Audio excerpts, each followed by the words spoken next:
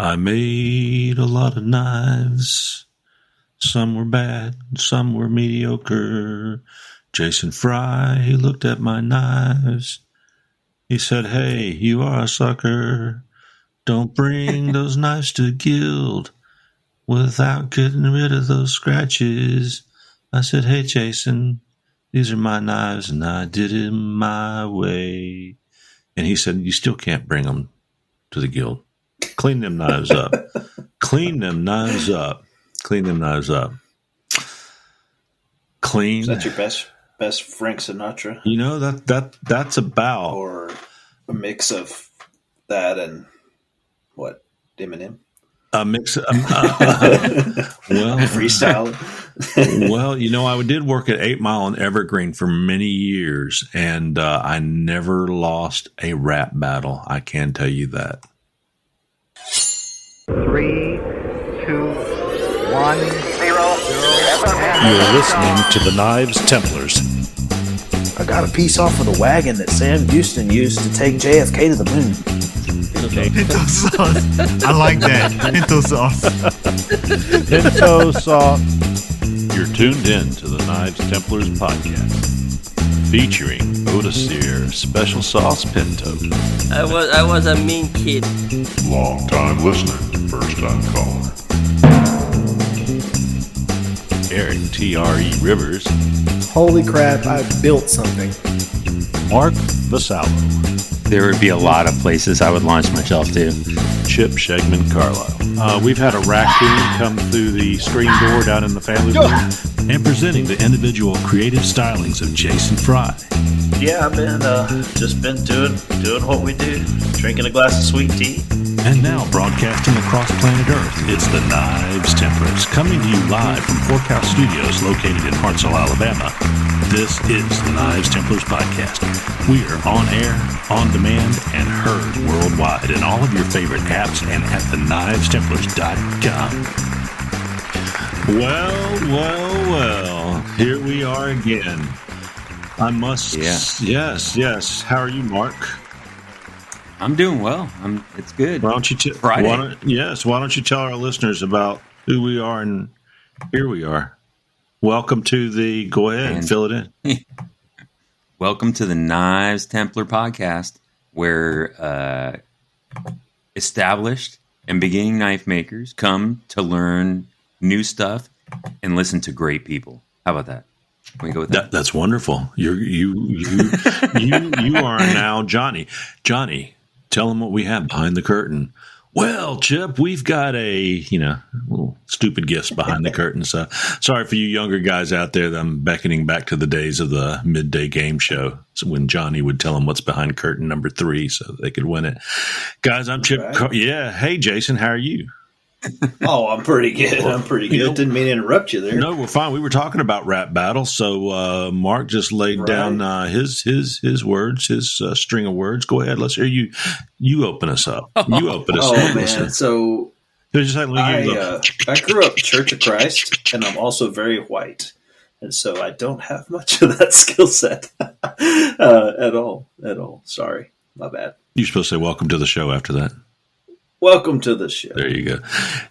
All right. You win. All right. And I did work on 8 Mile and Evergreen. Hey, guys, I'm Chip Carlisle. I am the man, the myth, the idiot, and I am here to welcome all of you guys to the Knives Templars. We are the greatest podcast in the universe. You can't argue with that because I don't argue with anybody. So if you doubt that, you're not going to get an argument out of me. And I know what I believe. And when you put something on the internet that says something different, just remember, you never posted on anything on the internet that changed anybody's mind. We are the best knife making podcast out there. We're also one of the highest ranked. If you look for us in Google or whatever your browser is, you're going to find the Knives Templars way up there. And I tell you what, as I've said before, we work solid every 2 weeks to give you guys your hard-earned money's worth. You're subscribed to us, we're going to give you your money's worth. Don't thank us. It's just the way we were raised. Can I get an amen? Amen. Amen. Hey, guys, and welcome again to the show. If you haven't been out to Knives Templars lately, go out to knivestemplars.com and see what it has to offer. We've got some neat things out there. Matter of fact, I want to update you on one thing. Our buddies over at Maribraid, we updated an advertisement now that's out there for them. Do you know that with a Maribraid, and we'll jump in and talk a little bit more about them later, that you can get 20% off your first order with a Maribraid to get you started. Now, that's on parts and accessories, and it's a one-time offer. But I tell you what, make your first order. Well, Mark, what should they make their first order? Tell us, what's behind curtain number one? I think they should make their first order with a surface grinding attachment for that. Yeah, that's a good idea. That is right. You got to get the most bang for your buck. That's there. right. So Mark, this past couple weeks, he has put his email address in there, and he has ordered a $1,200 surface grinding attachment for that beautiful Ameribraid he has. And Mark, tell him the savings you got. Well, the bill came up to $900, and shipping was $0. A big goose egg. You can't beat that because it was more than like what I think over $300 or something to that effect. Yeah, if you exceed that, that is right. So, guys, I am telling you now, go out there. You don't need our coupon, but if you go to knivestemplars.com, you will see the little advertisement there, right there, front and center, first page. It says, go to Ameribraid, put in 20%. And you guys with, hey guys, I'm kind of beefy. I've got a big 2-inch rod, 2 inches thick. If you're one of those guys that have a little 1.5-inch rod, there's hope for you too. Don't be ashamed. They can equip your parts and accessories on those little rods that you've got to hold them. So whatever your attachment arm is, go out there and I don't know why was that even remotely funny? It was a little funny. Yeah. It makes me want to say it's not the size of your attachment arm; it's how you use it, right? That's right. You're excellent. It's not the size of your attachment arm; it's the size. It's the quality of what you adorn it with, and in this case, you can put those Ameribraid parts and accessories on it. You guys that are already Ameribraid users, go out and have fun. Apples to apples. It's going to be fun. Ameribraid.com. 20% off first order. Thank you. Thank you very much. Thank you very much. Again, we've got some hot topics. We've got some questions. We've got some general discussions. What perplexed our minds the past couple of weeks? We're going to bring it to the show. We've got some feedback from the field. We're going to answer those questions because we are the experts. And then we're just going to talk about life. Life's what makes podcasts fun. We relate to you. We relate to you, listeners. I know sometimes when I'm out in the public and call me tater salad, but anyway, or is it tater tot? Oh, Mark, you're tater tot. I'm tater salad. So, all right. And Jason's dictator because he evaluated one of my knives one time. Dictator. That's 2 words there, Jason, just so you know. Yeah, I kind of figured based on where you were going with that. Guys, I'm just drinking sweet tea tonight. Trust me. It's all I'm drinking. Sure. But where was I with that? About tater salad, tater tot? Public. Oh, in the public. I was, when I'm in the public, getting harassed by people about, are you the podcaster with the Knives Templars? That's happened 0 times, but each time it does happen, I certainly enjoy myself and I love giving back to the field. So you're going to hear what we have to say, but just so you know, you lead us down the path of what we need to do to talk about knives. And that's why we're here.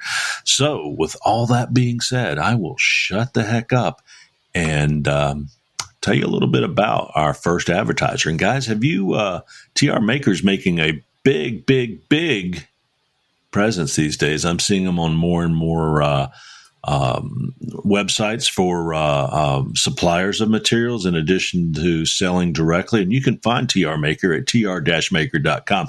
Since 1980, you sell over at TR Maker. He's the chief executive officer over there, has offered high quality and fast service from Istanbul, Turkey to every country in the world. You need to check out their line of knife making tools to make your job easier, more precise.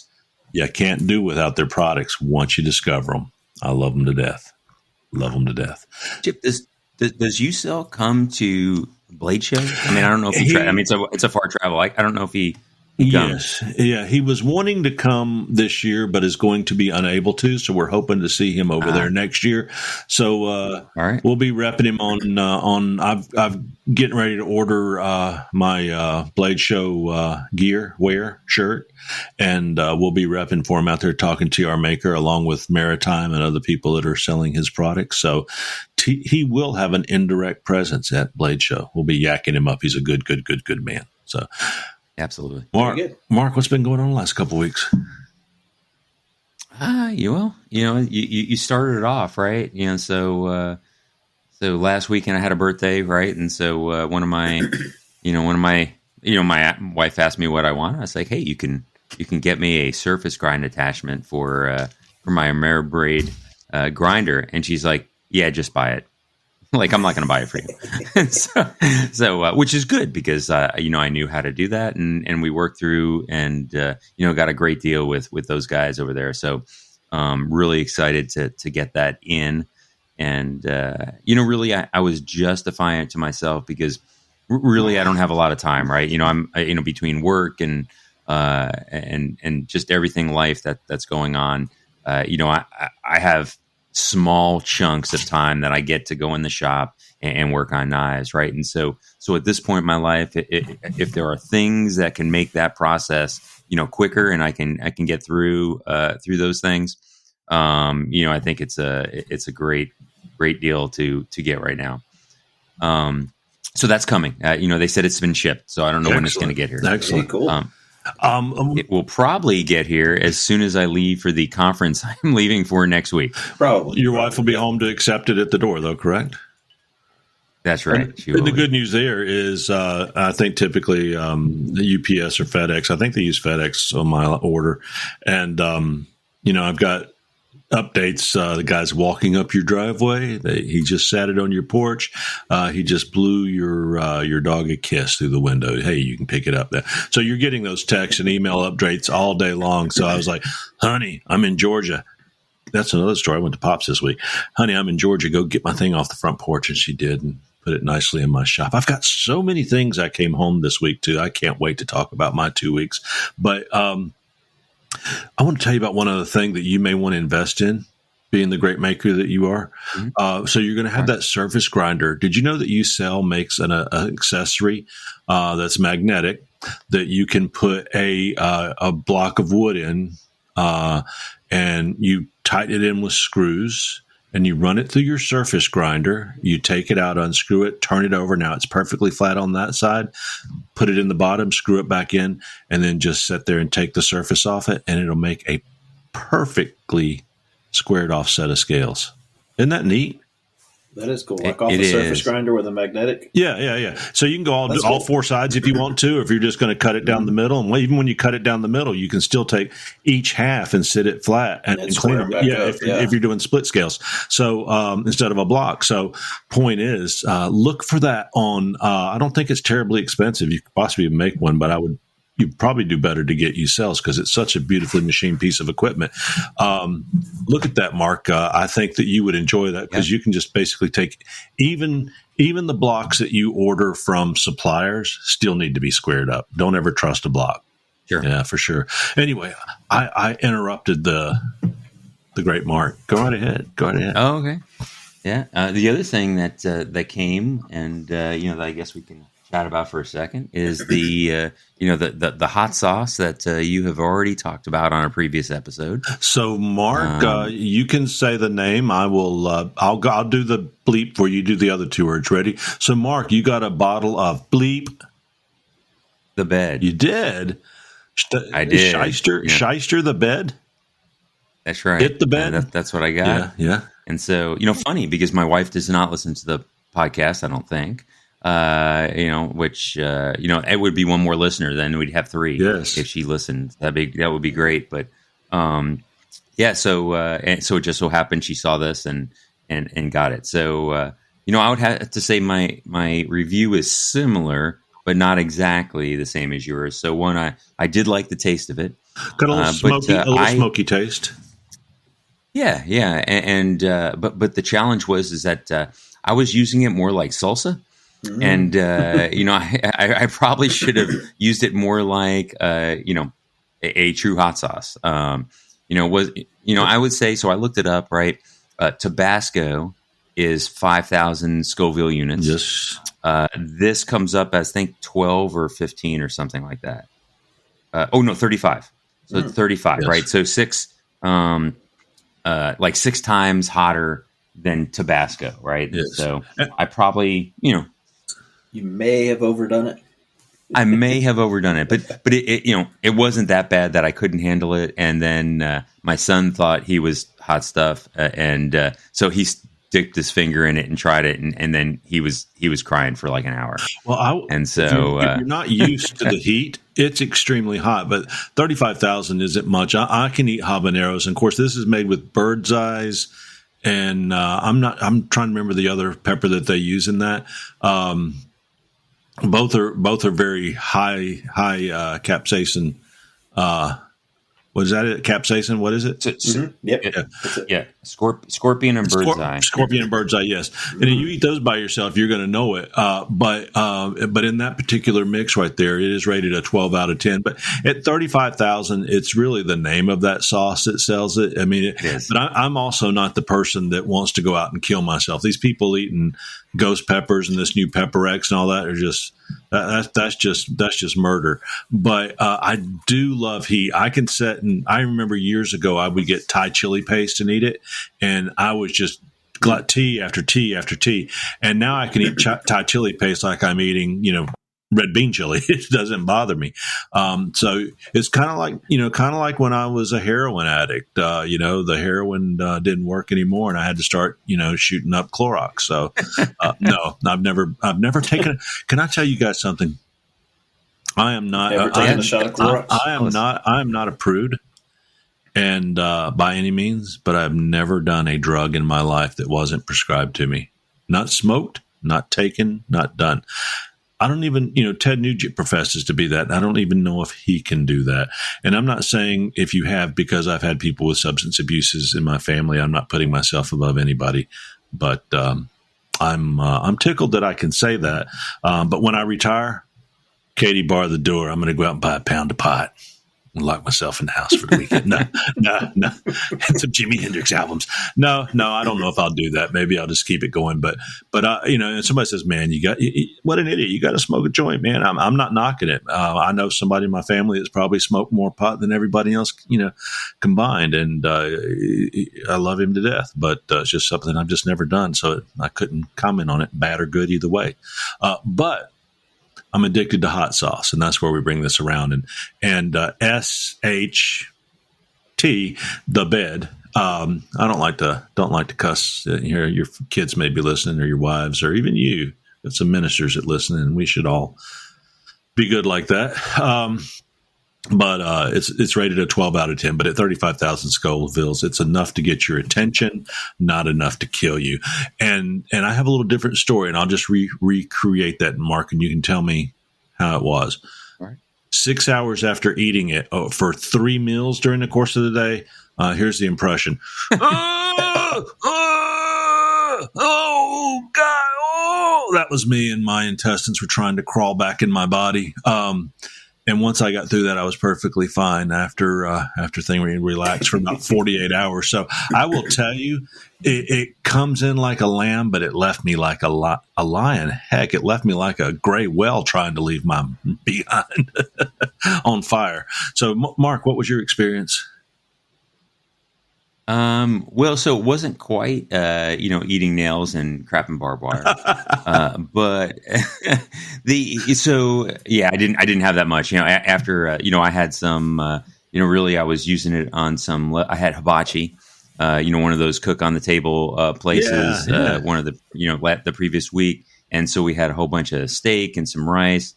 And I was like, yeah, this looks like the perfect stuff to add to that. It does. And so, I dumped a whole bunch of stuff on there, and it really was good. I mean, it was just hotter than, I was thinking a little bit hotter than Tabasco. It was probably a little bit hotter than I expected, but not unbearable. Yeah. And so after that, I did not have any more that day. Yeah. But now you're addicted. You'll go back and add a little drop here or there to stuff now, don't you? Well, I did. So tonight I had, I had a big lunch today. So for dinner, I just had some chicken noodle soup. Of course, I dumped some of that. And the first thing I did is went for that hot sauce and I put it in, and it was perfect. Gave a little flavor, gave a lot of heat. That is so cool. I love to eat. I don't know if it's Progresso or Campbell's or whatever. It's the one with the big egg noodles in it. But I will eat chicken noodle soup all the time, and coincidentally, it's not ironic. Coincidentally, I add that to my hot sauces. That to my chicken noodle soup as well. So, brother, we're like brothers. We made a love connection. We'll be back in 2 and 2. All right. So, Redeem Steel, redeemsteel.com. They're made up of craftspeople of all sorts: blacksmiths, bladesmiths, metalworkers, woodworkers, leatherworkers, etc. And they use their talents to build the homes for the homeless, give water to the thirsty, feed the hungry, share the good news of Jesus Christ, and so much more all over the world. Redeem Steel uses the work of their hands and the words of our lips to make lasting impacts on others. And they will pray for you if you've eaten too much of the doo-doo in the bed hot sauce as well. So, and I say that kind of jokingly, but the guys over at Redeem Steel are changing the world one soul at a time and doing a good job at it. So thank you guys. So we're back. Jason. Yeah. What's going on the last 2 weeks, brother? Oh, man. So I missed the last podcast because I was out taking my kids turkey hunting. And we walked around in the bushes and we went, a bunch. And got a lot of, had one talk back to us, but he stayed on the other side of the fence. And so we just walked around in the bushes a lot. That's what I did last Friday when y'all were having such a good time doing this. We missed you. And then I got to I went on a business trip down to the coast, went to Corpus and Houston. I'm sorry if you're from there. Lubbock is not awesome either, but I don't want to be in Corpus or Houston either. What is it about Corpus Christi? Is it nothing special about it, or what do you think? So I've lived in West Texas for the last 20 years, 20 out of the last 25. Right. And just that coastal humidity stuff just doesn't jive. Yeah. It wasn't my thing. It was kind of funny. The news lady said that the wind was going to be disrespectful all week. And I had not heard that phrase. I don't know if that's a Tex-Mex or. Yeah, I like it. Just down there, South Texas. But when is the wind not disrespectful in Texas? The birds even hide under the overpasses. Right. And Lubbock, we have wind all the time too. Yeah. But it was odd a little to be down there and it'd be 25 miles an hour everywhere I went instead of being able to escape by going 400 miles away. Yeah, that's what I was talking about. Go ahead. I was talking on the last podcast, Mark, about does he live near that salty, high humidity kind of stuff? And he's like, he's far enough back it doesn't really get him. But I could hang out at the beach all the time, except that it's just the salty mist on your windshield constantly in your car, and just that feeling. I think that's what. Yeah, I don't mind going down there to visit. And I kind of like coastal fishing once in a while. Yeah. But it's just not my jam. I guess that's why I don't like jam. I like honey, and I kiss it on the lips, and I kiss it on the lips. You know what I'm talking about there, Jason? Mm-mm. Oh, gosh. I'm sorry. You've made that reference before podcast. On this podcast. Yeah. But I don't remember what it was from. I guess I'll have to find it. But I would say that's why people drink a lot of margaritas, just to get over that salty humidity feeling. Mm-hmm. So when you've had enough. You don't even have to salt the glass. You just lick it and it's covered in salt. Exactly, That's right. Exactly. Well, you've been making a few knives, have you not? I have. So as soon as I got back from all of that, I had a couple or 3 weekends pretty well unaccounted for. So I did what I do and got out in the shop. I finished out, I think, 5 hunters last weekend. Right. That's going to sound like you've a been lot. A machine. But those were all stuff I already had heat treated, stuff in progress. I didn't start from a bar and end up with 5 by the end of the weekend. When you batch build, you'll go, 3 or 4 work days without finishing anything, and then you'll rip up 5 in a weekend, right? Because you're you're moving things through stages. But yeah, I finished a bunch of hunters this weekend. I actually finished a couple of kitchen knives today. When I was running my calendar, Jason, trying to figure out what I was going to do the next couple of weeks with some work travel and some personal travel, I noticed, holy crap, Mother's Day is next weekend. So, oh my gosh! Thanks for reminding me. So always the entrepreneur, I was like, hey, I bet I could hustle out a couple of kitchen knives and get those out on Monday. And who knows if anybody's mom really needs an expensive custom knife. Well, I did them. Do you like buttered sausage? Buttered sausage? Let's talk about your cable resource. Let's talk about buttered sausage. Talk about buttered sausage, where it comes from, what it does. Why is it doing what it's doing? Get it out of my face. What about buttered sausage? That's not your jam. It's not your thing. You don't like it? It's not my jam. I don't buy jam. I buy honey, and I kiss it on the lips. Okay, there's your reference. Gotcha. I figured out where you were going eventually. Yeah, that was a deep fake Gary Busey interview. So you'll have to look that one up online. It's kind of cute. It made the rounds about a month and a half ago, and then it finally died out. But it was cute when it started. Well, there you go. Yeah, there you go. So don't kiss any buttered sausage on the lips or any jam. Only honey. Only your honey. Only do internet deep fakes. Yeah, only kiss your honey. Only kiss your honey on the lips. Only kiss your honey. So you made you've cranked out a few knives here or there. You're getting ready for Blade Show. Some of those Jason Fry originals. That's exactly right. So I'll be out at Atlanta, I guess, a month from now, and so I'm hustling. That show prep time is 100% full steam ahead. As much as you can hustle. And you'll be at table. I'll be at 5K. Like, y'all should run over to table 5K. Running to 5K. I went 5K. I knew. Hey, have you got me a name tag for Fry Custom Knives yet? A hat? A name tag? I have a name tag that you can use, yes. Your name will not be Spaghetti. It says Jason Fry. Well, it says Jared Fry. My son is going to be helping me Thursday. But you can be my cousin the rest of the days. So is he going to be there? He's not going to be there Friday, Saturday, or Sunday? Correct. So I'll be Jason Fry that day. You'll be Jared Fry that day. Yeah. I could bring a name maker and just put Spaghetti Margherita di Coco on it. Di Coco. There you go. Di Coco. So sounds like a plan. Yes. I got you, bro. I don't mind being a fry daddy. Hey, so you're going to have a knife full of tables. I'll have that. I'll have a Knives Templars shirt on, and I'll be passing out goodwill. I won't even talk about Skegman knives. Skegman. I'll just talk about Fry knives. Fry knives. There you go. So that's the thing to do. I'll even let you spit on one if you ask nicely. Ooh, yeah.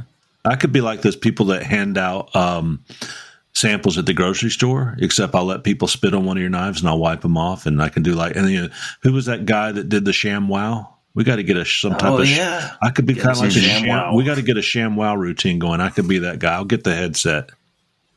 All right, I'll try to watch that on YouTube a few extra times so that I'll know all the lines. Let me see if I can come up with the skit, and then you can tell me, no, we're not doing that. Just sell the knives, Chip. Just sell the knives. Smile at people and clean them when they spit on them. That's all you need to do. So what else is going on? Your brother, his grinder all put together? My brother got his grinder put together. He's been working on. He's kind of on a dagger kick. He's been making a few daggers. Yeah, I saw the one. Couple of weeks. He just had Jim Cooper shoot a dagger for him at a show in South Texas, and so he's got a dagger picture making the internet rounds. Yeah, Jim Cooper's Leverage. Saw that. So beautiful. I'm pretty sure that one's for sale. So he is, I believe, TravisKnives.com is his website. Does Travis listen to Jason Fry's podcast? I am sure he probably does not. He has listened to me talk enough that he doesn't really want to do that anymore. It makes me sad. And that's fair. All right. Well, have any of your sons taken interest in knives at all? A little. So my two big boys have each made a knife or two. Yeah. And I've used them like when they were 10. I guess. They're like, Dad, I want an iPad. I was like, oh, you do? How are you going to pay for it? Well, can I make a knife? So yeah. I helped them make a few knives early on to leverage some fundraising. It's time to help them make a couple K-bars. Right. Being right. in the military. Especially the Marine. Yep. So they they also helped me a lot with third hand kind of stuff, right? So when you're doing forging, sometimes you have a punch or you have a stamp or a splitter or something you need to, you need three hands for. And those big kids, since they were probably 10, have been, hey, come here. You do need shoes. Come on. And holding a punch or something for me for a long time. Get your shoes. The little boys are not quite there yet. But I don't quite have the them hand strength to hold a punch for me. Yeah, but I did see them painting your equipment for you, though. Yeah. Now that is not to say they're not in my shop. They're not useful, but they're out there all the time. So we have a couple of routines. One, they want to polish a knife because that's what you do in the shop half the time is that you're either running a grinder or hand sanding. And so I will don't tell my kids I'm doing this to them, but I will put on a wore out like 220 or 400 that's not going to touch anything. Yeah. And I'll run it in reverse so that it doesn't catch and throw the knife at them. And I'll just put them up on a stool at the grinder and let them mess around. Right. That's cool though. It's not going to hurt the knife. It's not going to hurt them. So they're out there with me doing that some. We also have a pretty good routine of smashing broken toys with the power hammer. That's a lot of fun, actually. Oh, I guess like boring families just throw that stuff away. But we're like, hey, that's broke. That's not working anymore. Cool, let's smash it. I think there's a YouTube we smashed channel. All kinds of good stuff. There's a YouTube channel out there that uses a hydraulic press to smash stuff. There's a bunch of hydraulic press smashing stuff on YouTube, and I am trying to blacksmith that and use a power hammer instead. So you've got a different take. I told my 7-year-old that I wanted to build a press, and he's like, "Oh, I've always wanted a hydraulic press." He's 7; he doesn't know, but he just knows about those videos smashing stuff. He thinks they're cool. So you can let them paint it as you're building it. So just teach them to smash anything but their fingers. That's you cool. go. Yeah, there you go. Good smash. That was my first knife lesson I gave the boys: was only cut this stick. Don't cut your fingers. Don't cut anything else. Only cut this stick. Right. That's the lesson. That's right. Right. I got you there. So let's see. Last 2 weeks, I have been to Georgia this past week, and we went in at got up at 5 a.m. and was in by 6, and then got off at 11 o'clock each night for a few nights, and drove back to Alabama yesterday, and the state of Alabama failed to let anybody know they were shutting down the highway for road work. So between Talladega Motor Speedway, actually it was Oxford before I got the Speedway, all the way till you cross the Coosa River Bridge out there, I sat there in basically 1 mile per hour traffic forever. And when we got to the bridge where this road work was taking place, there were 2 trucks parked on it and some cones around it and nobody around. And I was like, and I read later that they were doing work from 8 a.m. to 4 p.m. each day. So undoubtedly they must have left by then. But I'm like, that is so bass backwards. That is government efficiency. Yeah. Well, a lot of places will do that 6 p.m. to 6 a.m., but caught me off guard. But in between all that, I had the most wonderful visit. And to lead into that, let me just tell you this.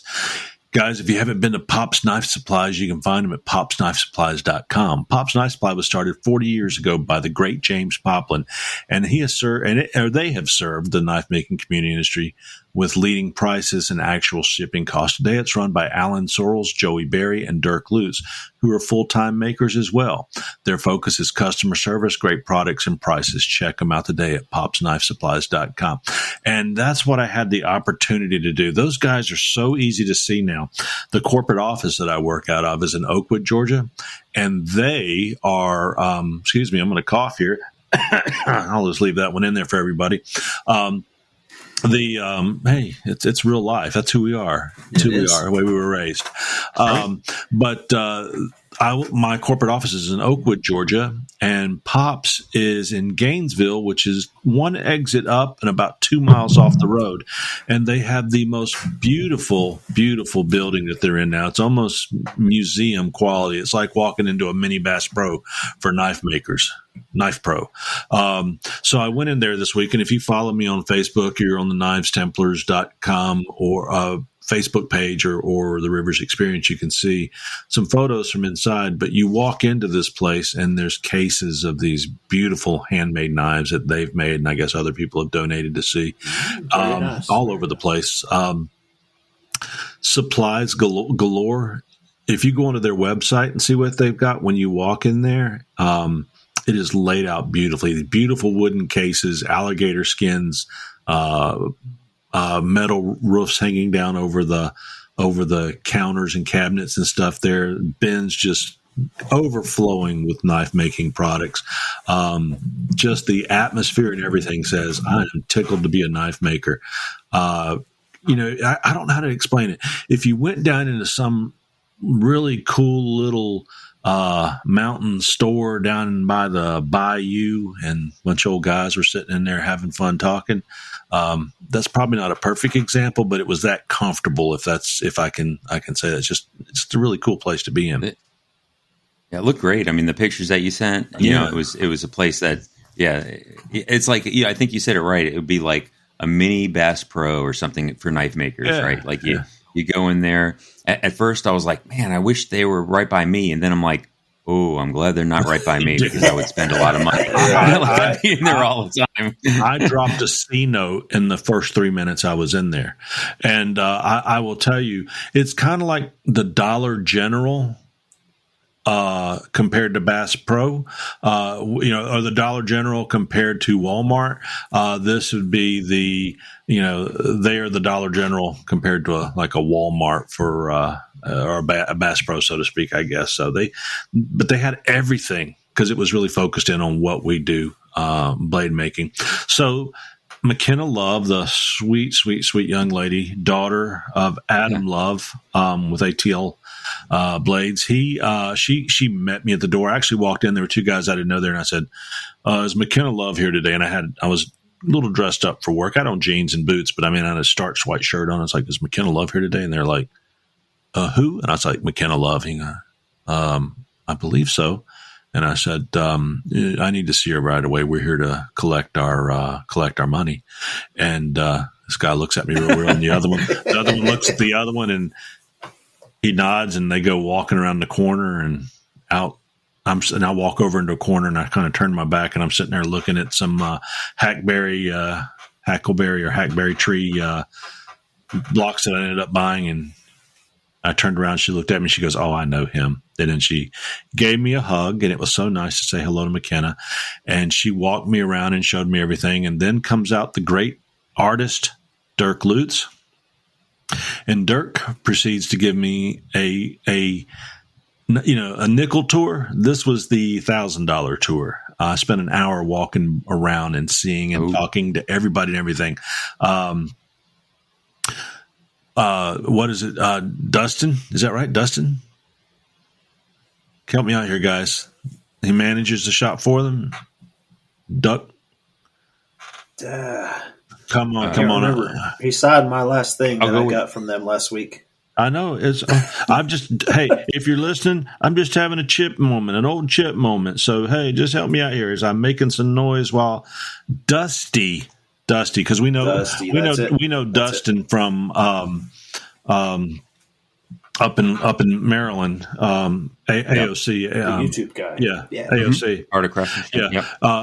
Dusty came out, nicest, most knowledgeable young man in the world, got a future in knife making, and Dirk walks me back into this line of grinders and buffers, and they're just laid out. It looks like a World War II, very clean and organized World War II B-29 factory with all the equipment lined down these rows. I'm waiting for people to come in and start assembling airplanes.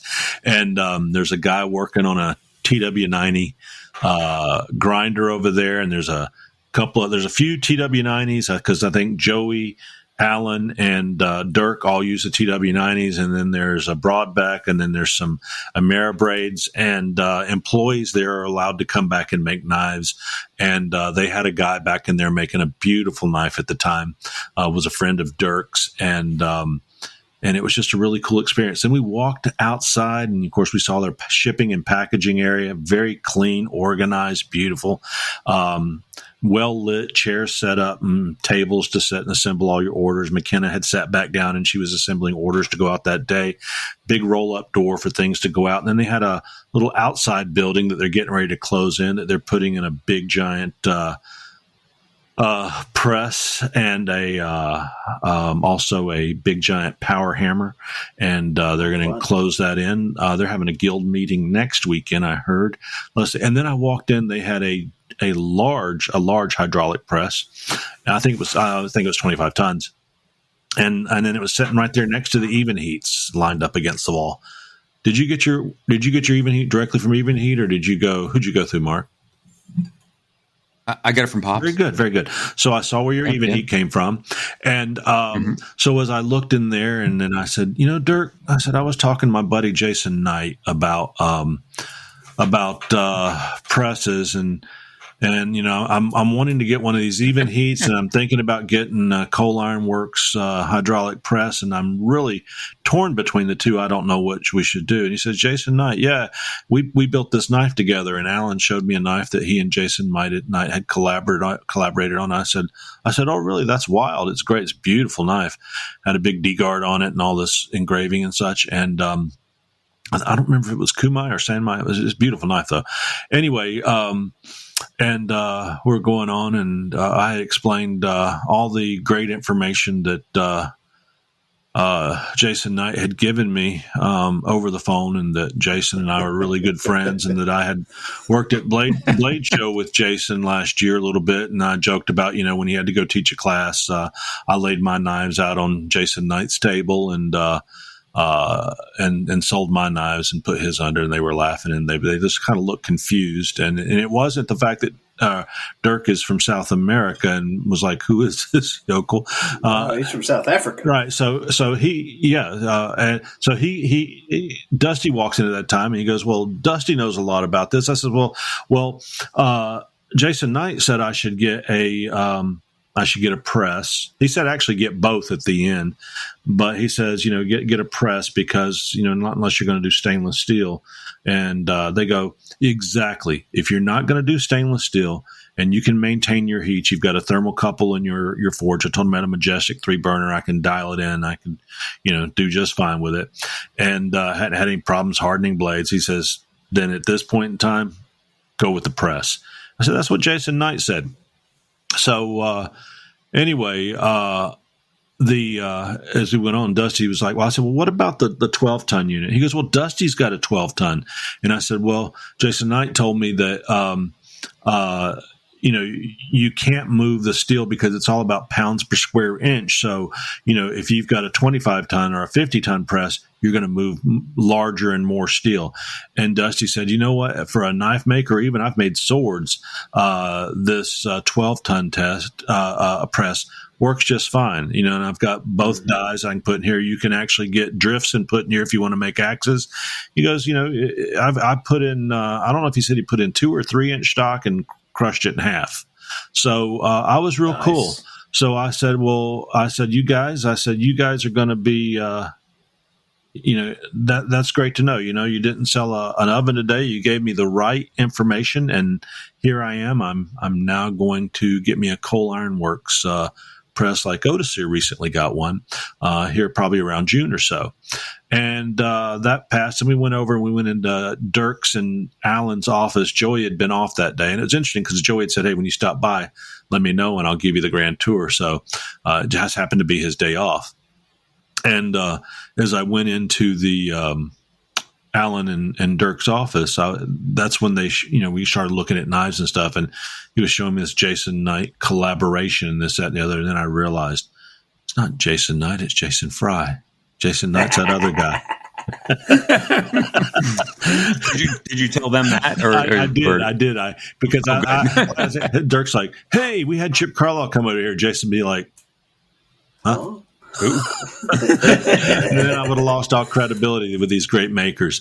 So, Mr. Knight, since I know you always listen to the podcast, I do think you're a great man. If by chance he is a very, very good, qualified, well-respected, one of the best, more awesome than me knife maker. Oh, yes, he's one of the best. But you were awesome too, fellow. Jason. You were awesome too, Jason Fry. But it was just so even funny. Better when I'm confused for somebody else. Yeah. Well, you made some beautiful knives. I saw that day. And you do make beautiful knives. But it was so funny because I could just see me having to eat those words someday if I didn't come clean on it. So anyway, Jason Fry, I do want you to know that Jason Knight did teach me how to do a proper Coke bottle handle with one of his wonderful videos. So, and when I have had the opportunity just to speak to him as a fan at Blade Show of what he does, just the passerby talk, he's very much a gentleman and a really good guy. He's earned the respect that he doesn't expect, but his reputation commands. He's a great maker. Yeah, definitely good guy. Hey, Jason, I've talked to him at shows a few times as well. He's solid fellow. When you were on Forged in Fire, was he a judge or was that no? He was just early, did that right? for a fairly short time early on. I wasn't sure how early that was. Jay Nielsen was there judging when I was there. Ben Abbott had not come along yet. Back when I was there, Will was still there before Grady. Yeah. And I've met Ben a few times too. He wasn't on my episode, but. Yeah. Well, I would like to the last part of my Pops visit would be to embarrass the lovely McKenna Love a little bit. So I walked out and I walked out of Alan Searle's office and there's two women with their back to me, and one is over packaging up some orders as a ponytail. And then there's McKenna, who is sitting there in the chair, and she has a ponytail, but just a part of me just want to make sure I didn't go up and give the old, I'll call it the man hug, the side hug, to say goodbye to her. And I said, there's two very wonderful women standing here, and I want to make sure I don't hug the wrong one, McKenna, because she had her back to me. And she turned around and smiled, and I gave her the old, the hug your minister would give you, side to side. How it is so wonderful to see you. But then the other lady turned around. And what was his name? It's the same name as Keanu. His name's Keanu. Keanu turned around, and it was he. Keanu doesn't pretend. Keanu has beautiful hair. He doesn't pretend to be a woman. He doesn't. He associates. His pronouns are he and him. He is very much a man. He makes beautiful knives. New knife maker. He's just got really nice ponytail. Yeah, very nice. He's got some good locks. Yeah, He's got the locks. Yeah, very nice leather worker. Just the nicest guy you would ever meet. But he turned around with the look of, what the fudge, man? What the fudge? And McKenna says, ah, ha, ha, ha. And then Dirk says, I keep telling you to cut your hair. And he's like, I'm not cutting my hair. And I said, I wouldn't cut your hair either. You have a nice butt. That's how it came from behind. And he was so embarrassed. And then he talked to me about, I got some snake. And because he used to work at Tandy, he was telling me how to seal that snake skin so that the scales stay very nice and firm for years to come. So, Keanu, you are the nicest guy. I will never mistake you for a female. And guys, I only saw him from, the back up. I did not see his derriere, but he has beautiful hair. And I'm saying that purely in a plutonic, hey, how about them bears kind of way.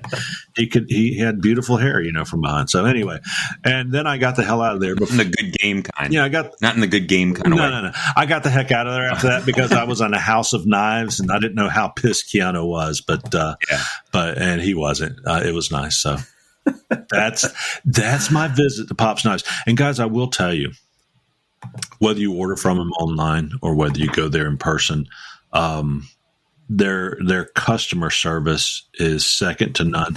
People will say, "Hey, man, I go to Chick-fil-A because it is Jesus's chicken, but also the customer service there is the best in the world," and it is. And I had that same feeling at Pops. I watched them with other people that had walked in off the street, out of their cars and stuff to pick up some things.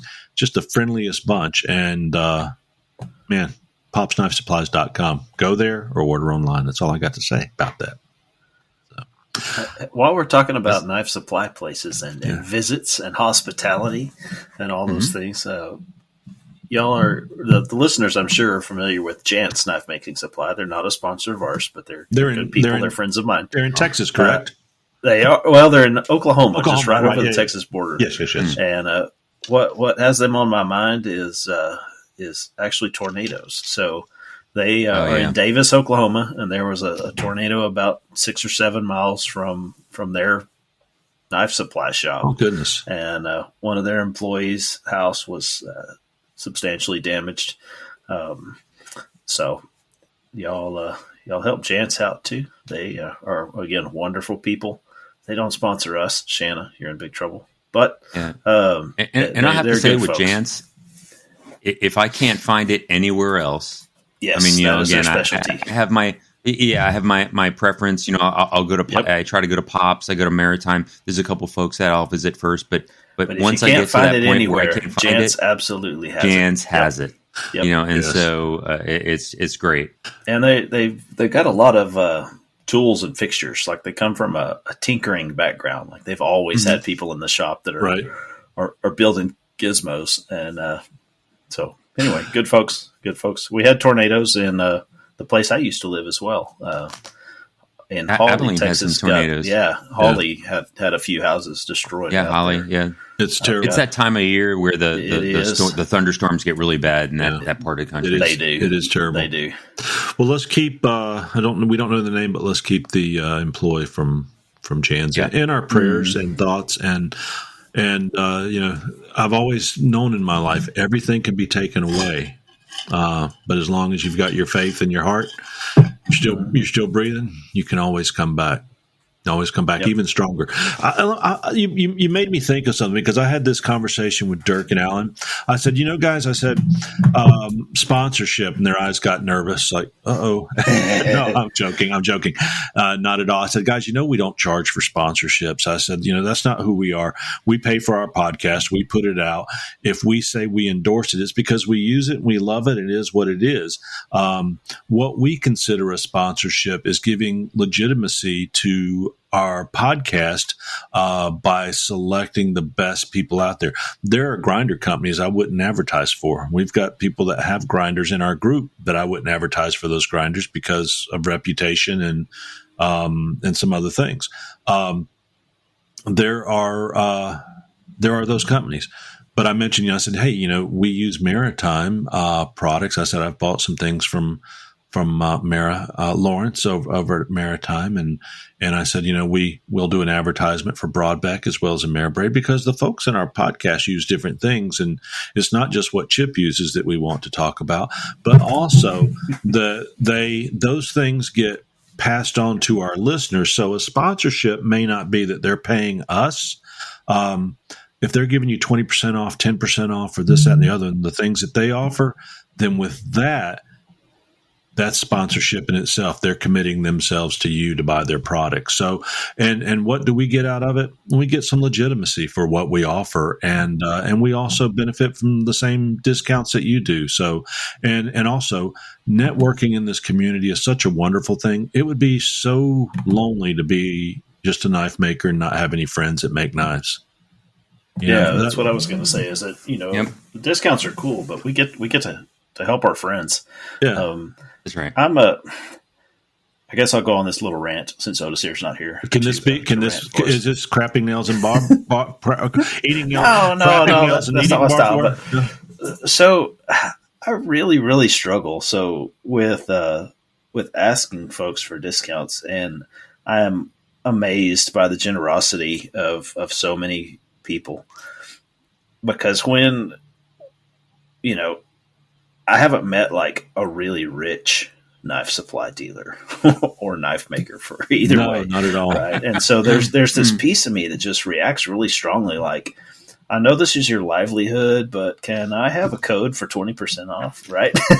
I mean, it just, man, it's hard. I don't know what to do with that. Like from a ethical, moral, cognitive dissonance standpoint. Right. Again, I bring that up to say, bless these people and their generosity for being willing to share with us a piece of their livelihood.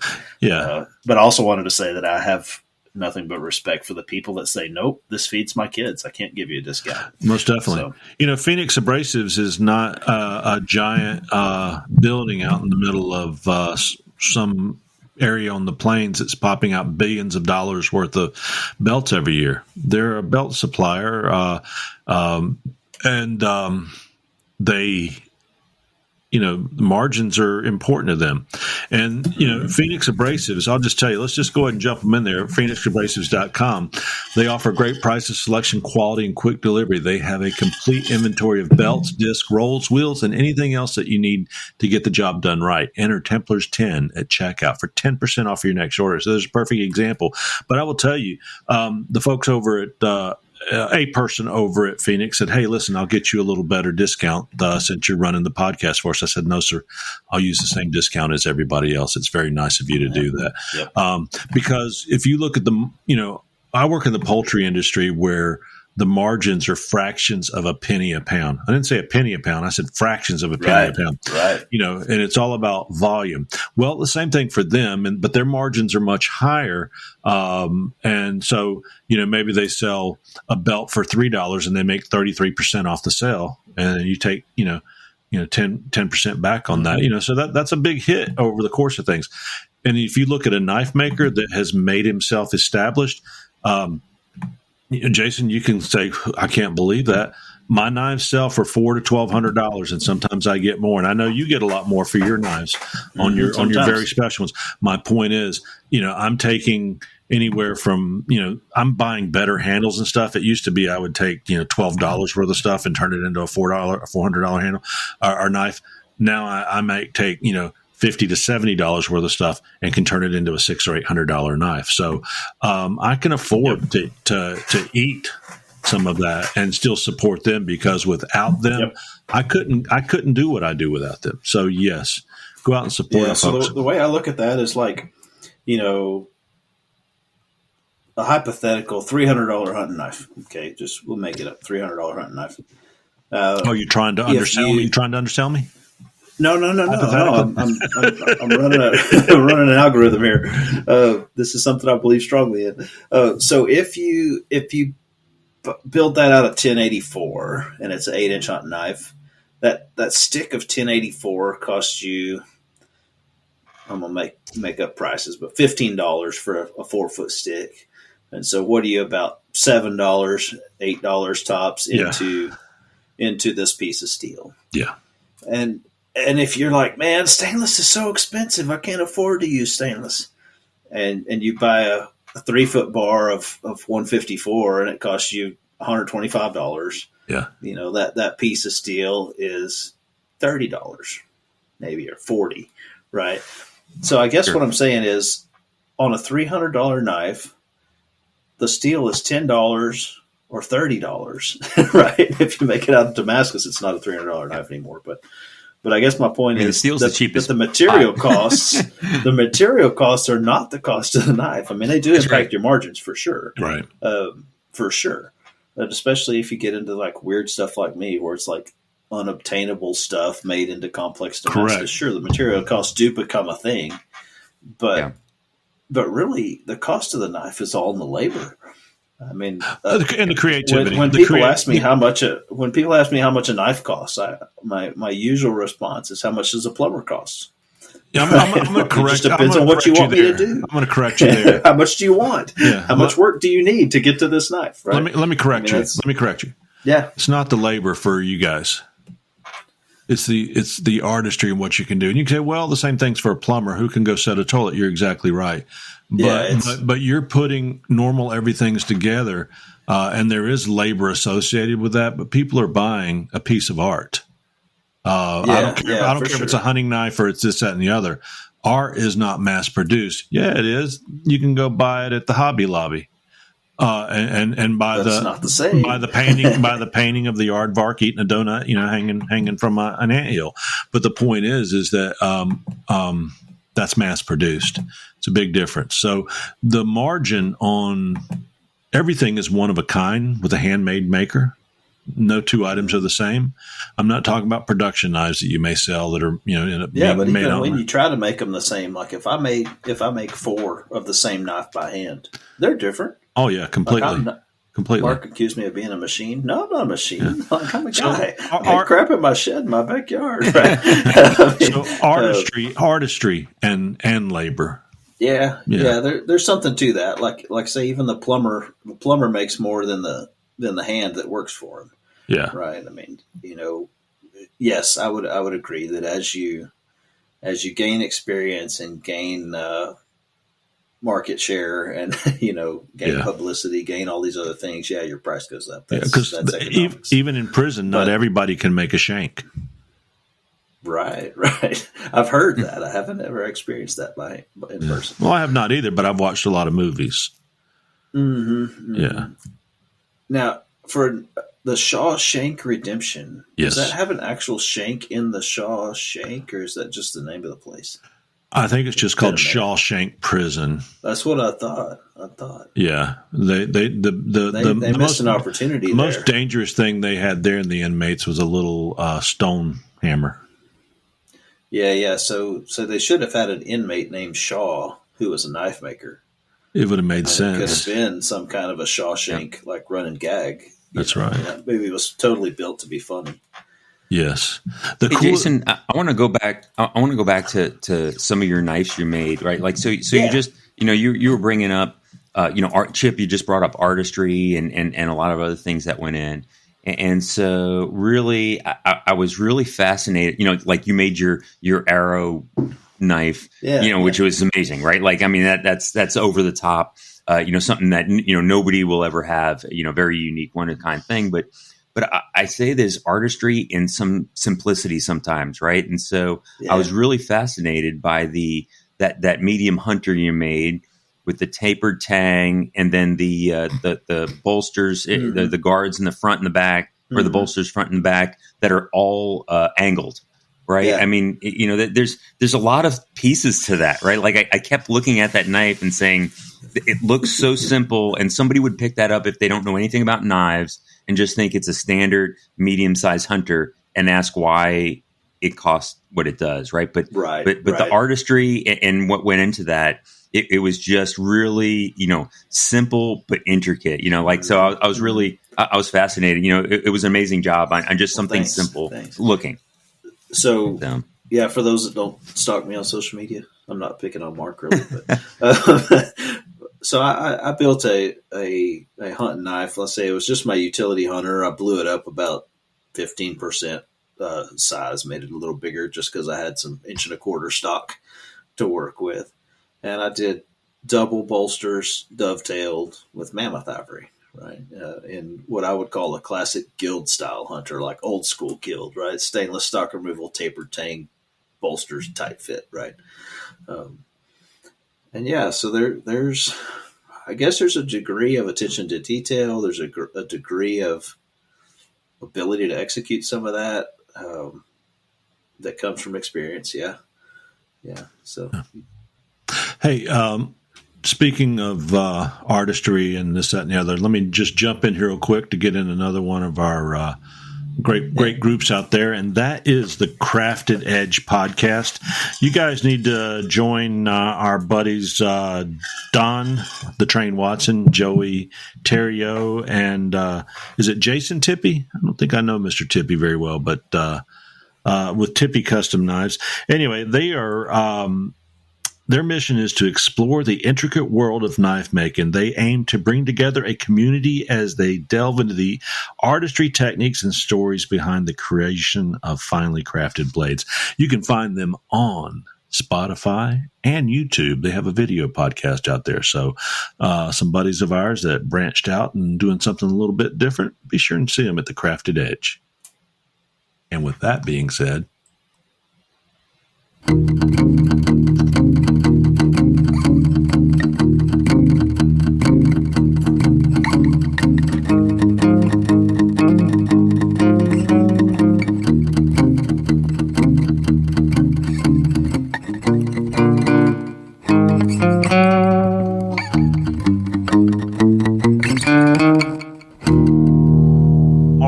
all right. And that little transition was brought to you by Ameribraid Grinders and Accessories. You can find them at Ameribraid.com. Ameribraid owners, Eric Aubie and Kevin Wark, developed one of the best grinders out there, and they make some of the best tools and accessories on the market. Take a look at one of their 3 packages. They have the Mastery. It's got everything, guys. Foundations and the Get Grinding to see which one's right for you. There's different price points for every knife maker, different configurations that you can put together. And when you call Ameribraid, you're going to speak with one of the owners, which is I love that aspect because it guarantees the best service around. They also offer great parts and accessories. And if you're a first-time buyer, you can get that single purchase using Templars 20 at checkout for 20% off that parts and accessories. Like Mike, hey, Mike, you know what day it is? You know what day it is? It's Hump Day. I'm sorry. My brain just went there. Since I already went down that road, I might as well. Anyway, 20% off parts and accessories like Mark did, saving over $200 on the purchase of a surface grinder. So make that first purchase important. And that's amazing. It's an amazing offer. They're amazing guys. Enjoy it now before it ends. And that's at Ameribraid.com. So, hey, we transition into something. Are you guys ready for a little bit of we could either listen to Mark play the blues guitar a little bit more for us, or we could go into some topics or questions. I'll leave it up to you guys.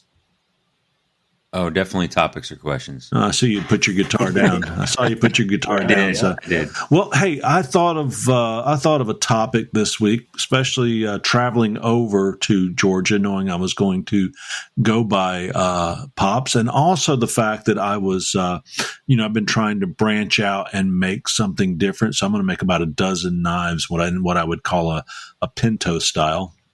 Is there a specific name for that type of blade, Jason? There's not. So, I mean, I call it an ABS style hunter. So just like a squarish rectangular ricasso with a dropped edge. Yeah. The Pinto, and I don't know where he got it from, but has a habit of doing a little curve there at the transition between the ricasso and the edge of the blade. Yeah.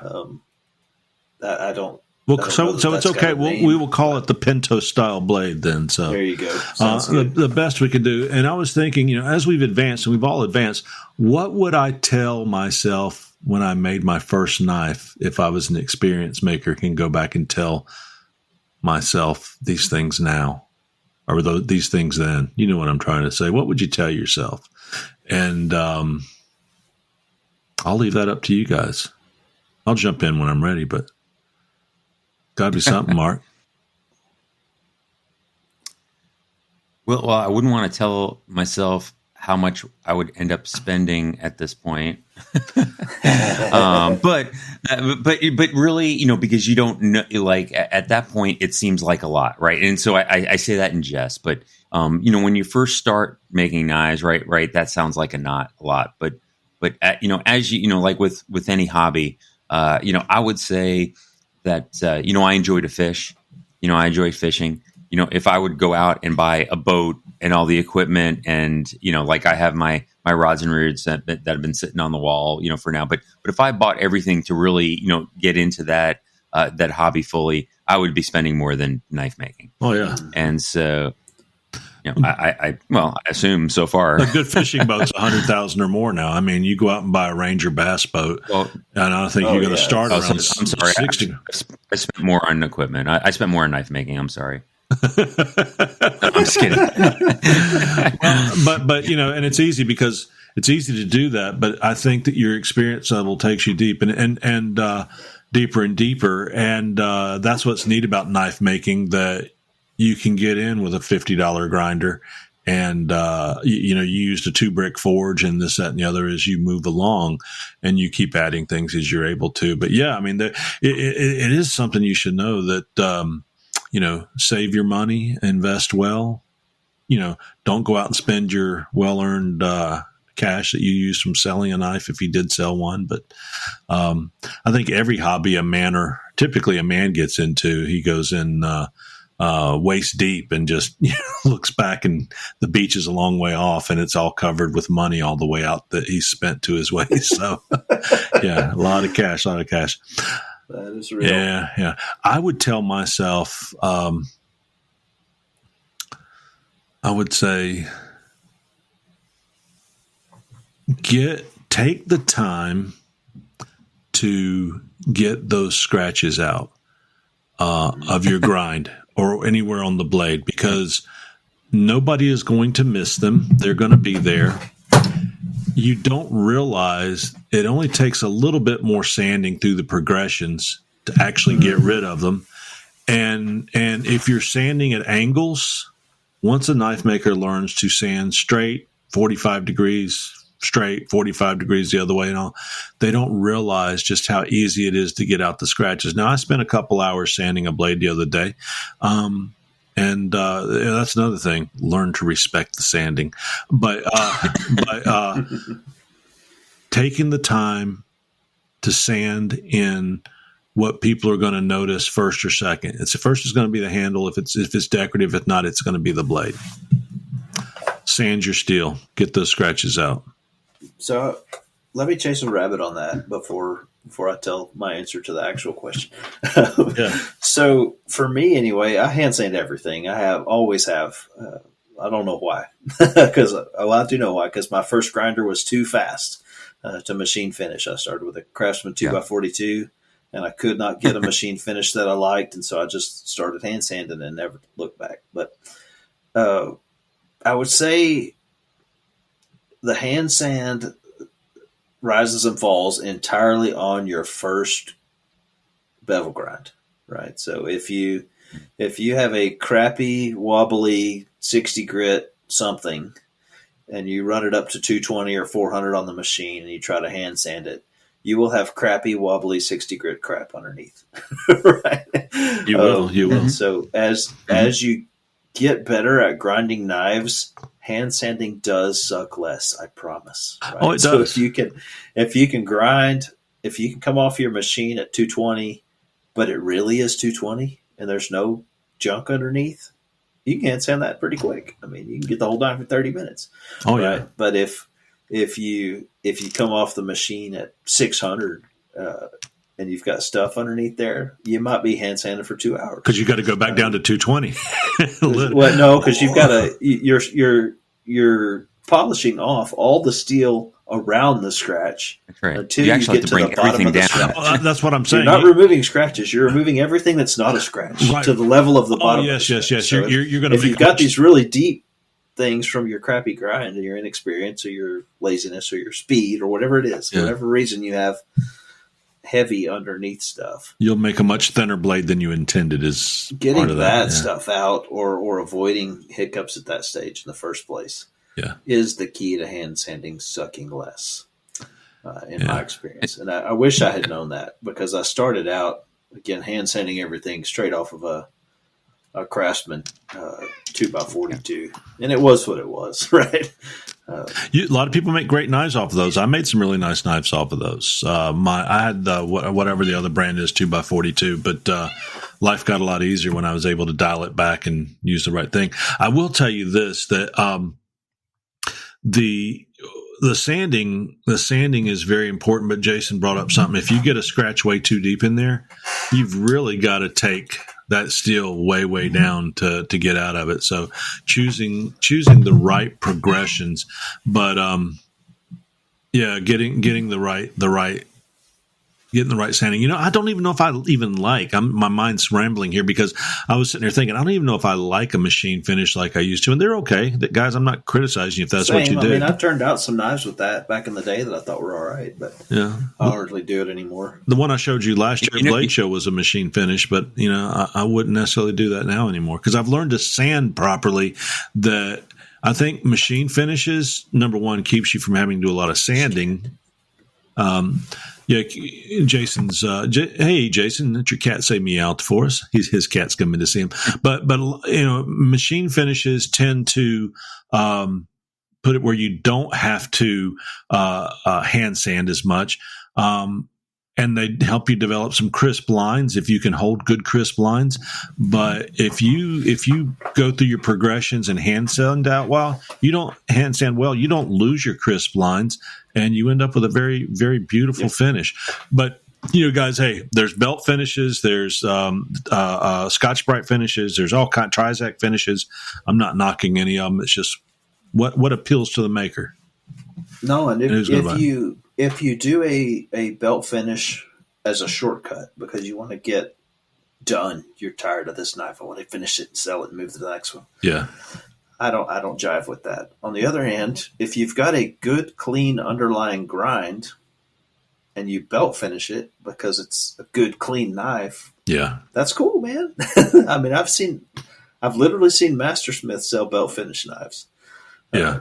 I have fairly high level of confidence that the stuff underneath that is clean. Right. But Mark, what you going to show us here? What were you saying, Mark? Well, yeah, I was so really I have two of my knives here, right? And so I've been hand sanding, and my finger that got cut to the bone is proof of that. Was it really to the bone? Was it really to the bone? Oh yeah. It whacked in there. It was pretty good. Here's the story to it, right? So the story to it is that just like you said, I was hand sanding this knife, and then I was walking away, and the light hit it in just the way that I saw. Wow, there was like this scratch that went in a different direction. So there was some scratch that I just didn't get out. So, and I had already I have these abrasion resistant gloves that I wear that kind of keeps me getting cut, and I had all my gear on, so I had taken it all off, but so I just picked up my sanding stick, put the sandpaper back on it, and said, just 5 more minutes and I can get that out. And sure enough, I put my, it's these Serbian cleavers so that, the corners are just, there's nothing on them. And I pulled back and I whacked my finger right in the corner. And it's pretty much at almost that finished edge. It's pretty, tight tolerance. So yeah, so I did a number, but, So the reason I noticed that was that I noticed this little scratch right when I went back. However, I was trying to make the decision, right? So I have two of these. You can't see them because I have this background. I can see them. You can. Okay. So I have two of these cleavers, right? And so at first I was like, they were both like the one on my left hand, which looks a lot like the last Katuna. Looks a lot like the last Katuna I did. You've got a very nice finished straight edge on it. Yeah, and so again, that's a belt finish, right? And I kind of like how it looked, but then I was like, maybe I should hand sand it out, right? And so on one of them, I started hand sanding. This is not done yet, but after I hand sanded it out, I just didn't think it had that cleaver look with that clean line of where the belt grind was, right? And so so really now I'm back and forth about which way I'm going to go. I think I might just do one of each and use them for a while and see which one I like. So I would do one of each because I think when you get done, they both look beautiful. And my preference is actually the machine finish on that one that you've done. Yeah, that's the one I was liking. That defined bevel against that large blade, because one of the big Katunas I did was actually a Scotch-Brite finish. Which is a lot like a hand sanded finish to a certain degree. And the other one was a machine finish off of a tilt table using a Trizac at the end. So after I sanded the flats, then I went back after that, protected the blade and did a Trizac belt finish on the bevel. And I love that one the best. Matter of fact, I think you really complimented that one. You said something about the human, the human CNC, and I was like feeling all cocky. And then I tried to go into human CNC, and then the machine taught me a lesson that I was not a CNC on another knife. But I like them both. Finish them both because I think that I think you'll be surprised. What I do want to say is I hope that you were using some knife-wood.com from Oleg Bashkovich. Oleg makes some great stabilized wood that would go perfect on both of those knives, and he ships it from Russia. straight to your home, or it may come out of his business warehouse partnership he's got here right in the States. You can also go to Maritime Knife Supply and buy Oleg's wood there. But once you use his products, you will be sold on his quality, artistic ability, and customer service. Birch, maple, walnut, and many patterns, burls, and colors make your knives pop amongst your fellow makers' blades. A lot of well-known makers use that wood. So have I put you on the spot, or are you going to use some pine out of the front yard to make handles for that? So these were my first goes, right? And so, I'm gonna mess up. They're not gonna be my finished, giveaway to good people knives. So what I did on these, I actually had two sets of. I have 2 blocks of ironwood that I got from Blade Show last year. Yes. And so I have this little jig that, so I have a squared off 2x4 that I super glue the block to the end of it. And then I cut slabs off with my chop saw. Well, it gives me nice scales for it. You know what they say. Mm-hmm. What do they say? Every time you use somebody other than Oleg's wood, a little Oleg dies and he loses his wings.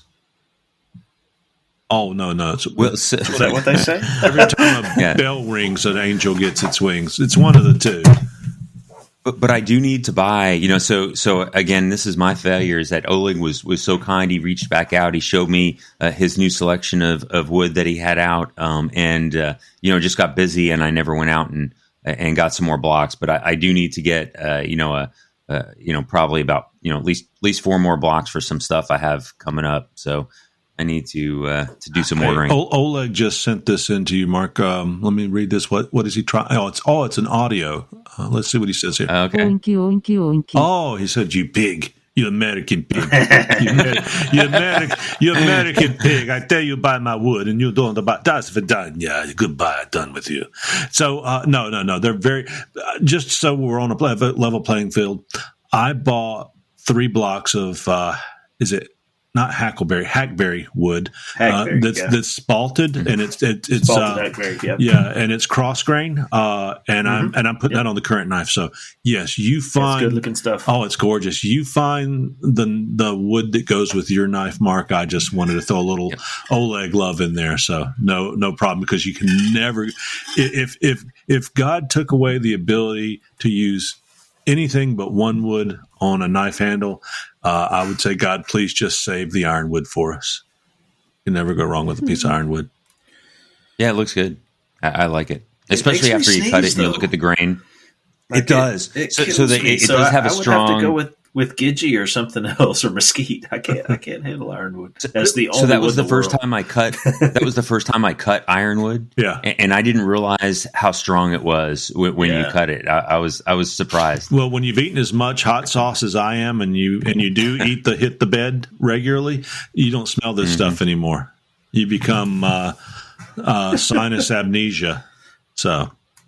There you go, Jason. We interrupted you. You're what you would do different, like hand sanding, and So that was good tips. But the real answer to me of what would I do different, or what would I tell baby Jason the knife maker, right, would be to spend more time with other people, right? So I started back in 2009, and YouTube was a thing. But not really, right? It hadn't taken off yet. We did have internet and email. This was right after stone tablets and all that. But I didn't spend time with other makers much. I told myself I couldn't afford to go take classes or to travel to a hammer in, or this was, let's say, early in the market, before Forged in Fire, before there were hammer-ins all over the place, before the Texas Knife Makers Guild put out tons of events. It was long before all that. And I wish that I had taken the opportunity to spend more time with knife makers. I made a lot of knives. I could have advanced a lot faster. Let's put it that way. you can learn a lot faster by being able to bounce your stuff off of somebody else than you can just doing trial and error. I would say nothing's wasted. No education's really ever wasted. I mean, even a gender studies degree or something, you can use that if you have to, right? But no education is really wasted. Yeah. But if I had a little different learning approach early on, I would be far beyond where I am now. And can you yield the floor to me, Senator? I yield, sir. All right, Texas State Senator. We don't want to get federal here. Let's keep it at the state level where things are somewhat still normal. Well, no, they're not, but at least they're still almost palatable. But anyway, I would say in this world of when the tablets came out in 2010, the first iPad, and YouTube started kicking off and resolution got better, and you could go in and actually watch people like Trotsky in his old dirty little shop back in the early days when he started in 2009 making bevel jigs out of pieces of 2x4 and nails.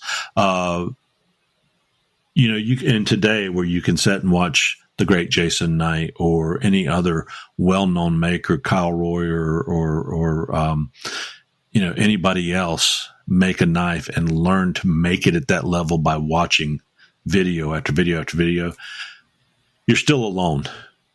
No matter how many times you comment in those YouTube forums or on Facebook, get into your community, get involved with a guild, get involved with people.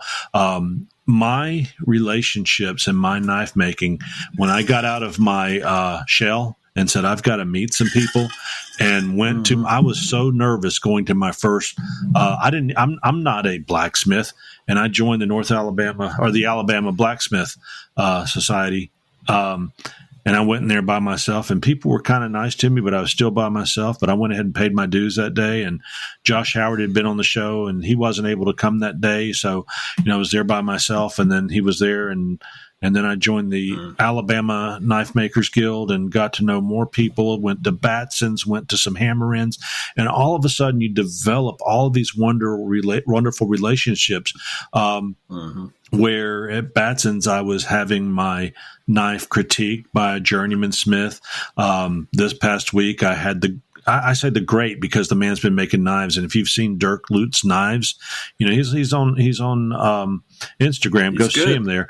The man's got some. They're gorgeous. They all are. But when you have these people looking at you, going, that's a really nice knife, and I'm like, well, Dirk, tell me what you really think. He goes, no, it's a really nice knife. Yeah, I love it.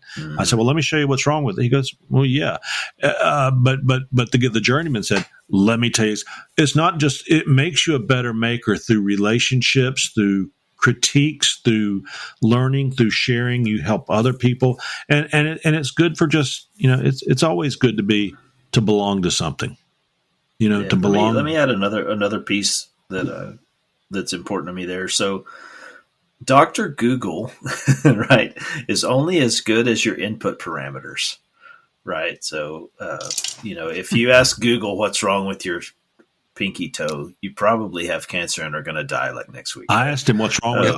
I asked him what's wrong with my grinds because I couldn't get them straight, and he said it was either you're cross-eyed or you have cancer. Right, exactly. So my point is, even YouTube is only as good as what questions you ask it. Right.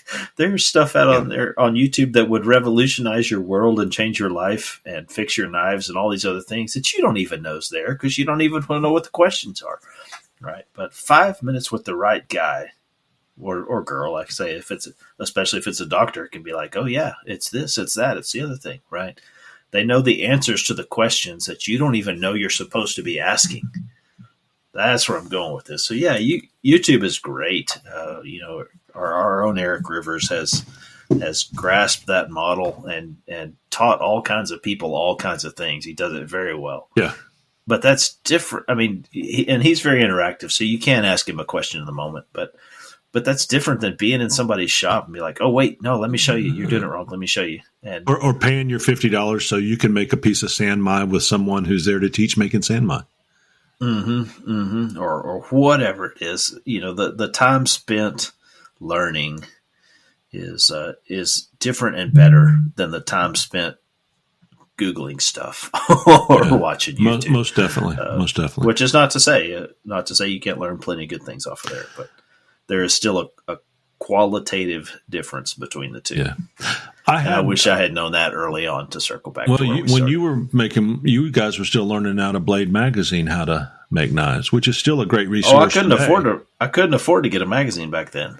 Yeah. I mean, it was all Blade forums. This was still when forums were a thing. Yeah, and most of what I started with was Blade forums. Honestly, I have actually. It was before video stuff. Is another season of Forged in Fire coming out this year? Have we heard anything yet? So there has been a lot of chatter about that. Some of it has been positive, and some of it is not. There are a group of episodes that have been filmed already that have not aired. The internet is full of opinions on what is going to happen to those, whether they will be aired, won't be aired. Yeah. Whether things are canceled or paused or dead, or the truth is anybody that really knows isn't talking about it on the internet. Let's gotcha. I would say, the reason I asked is that I had actually heard some rumors that a lot of people are starting to sell knife making equipment.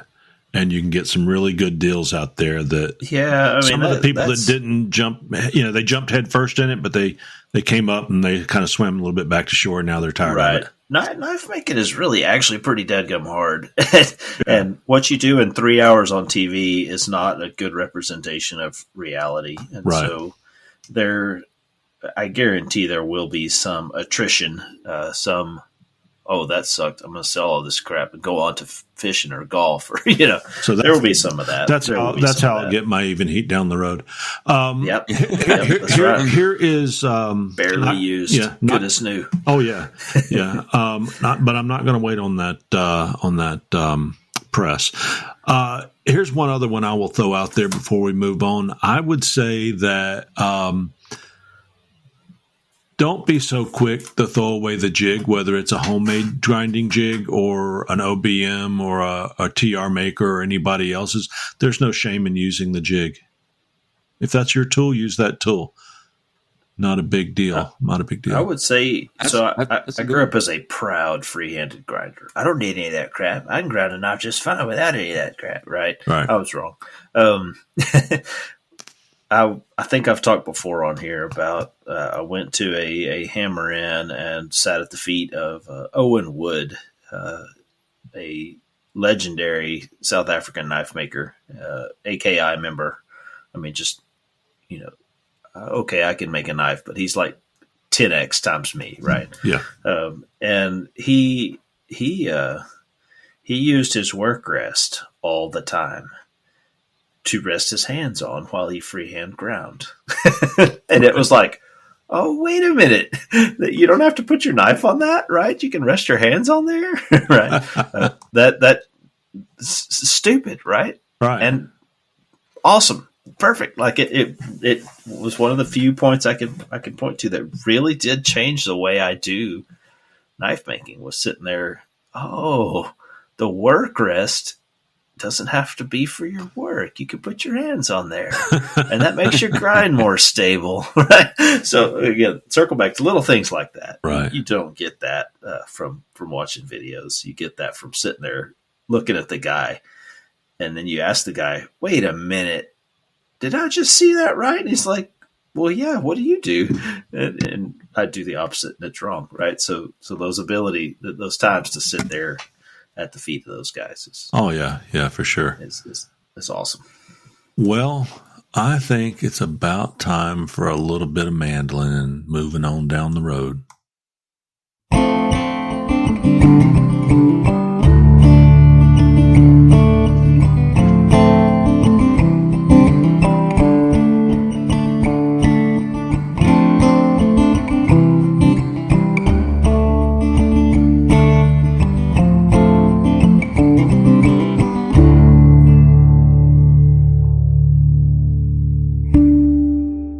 See, that last note there at the end. Hey, guys, go out and visit Majestic Forge.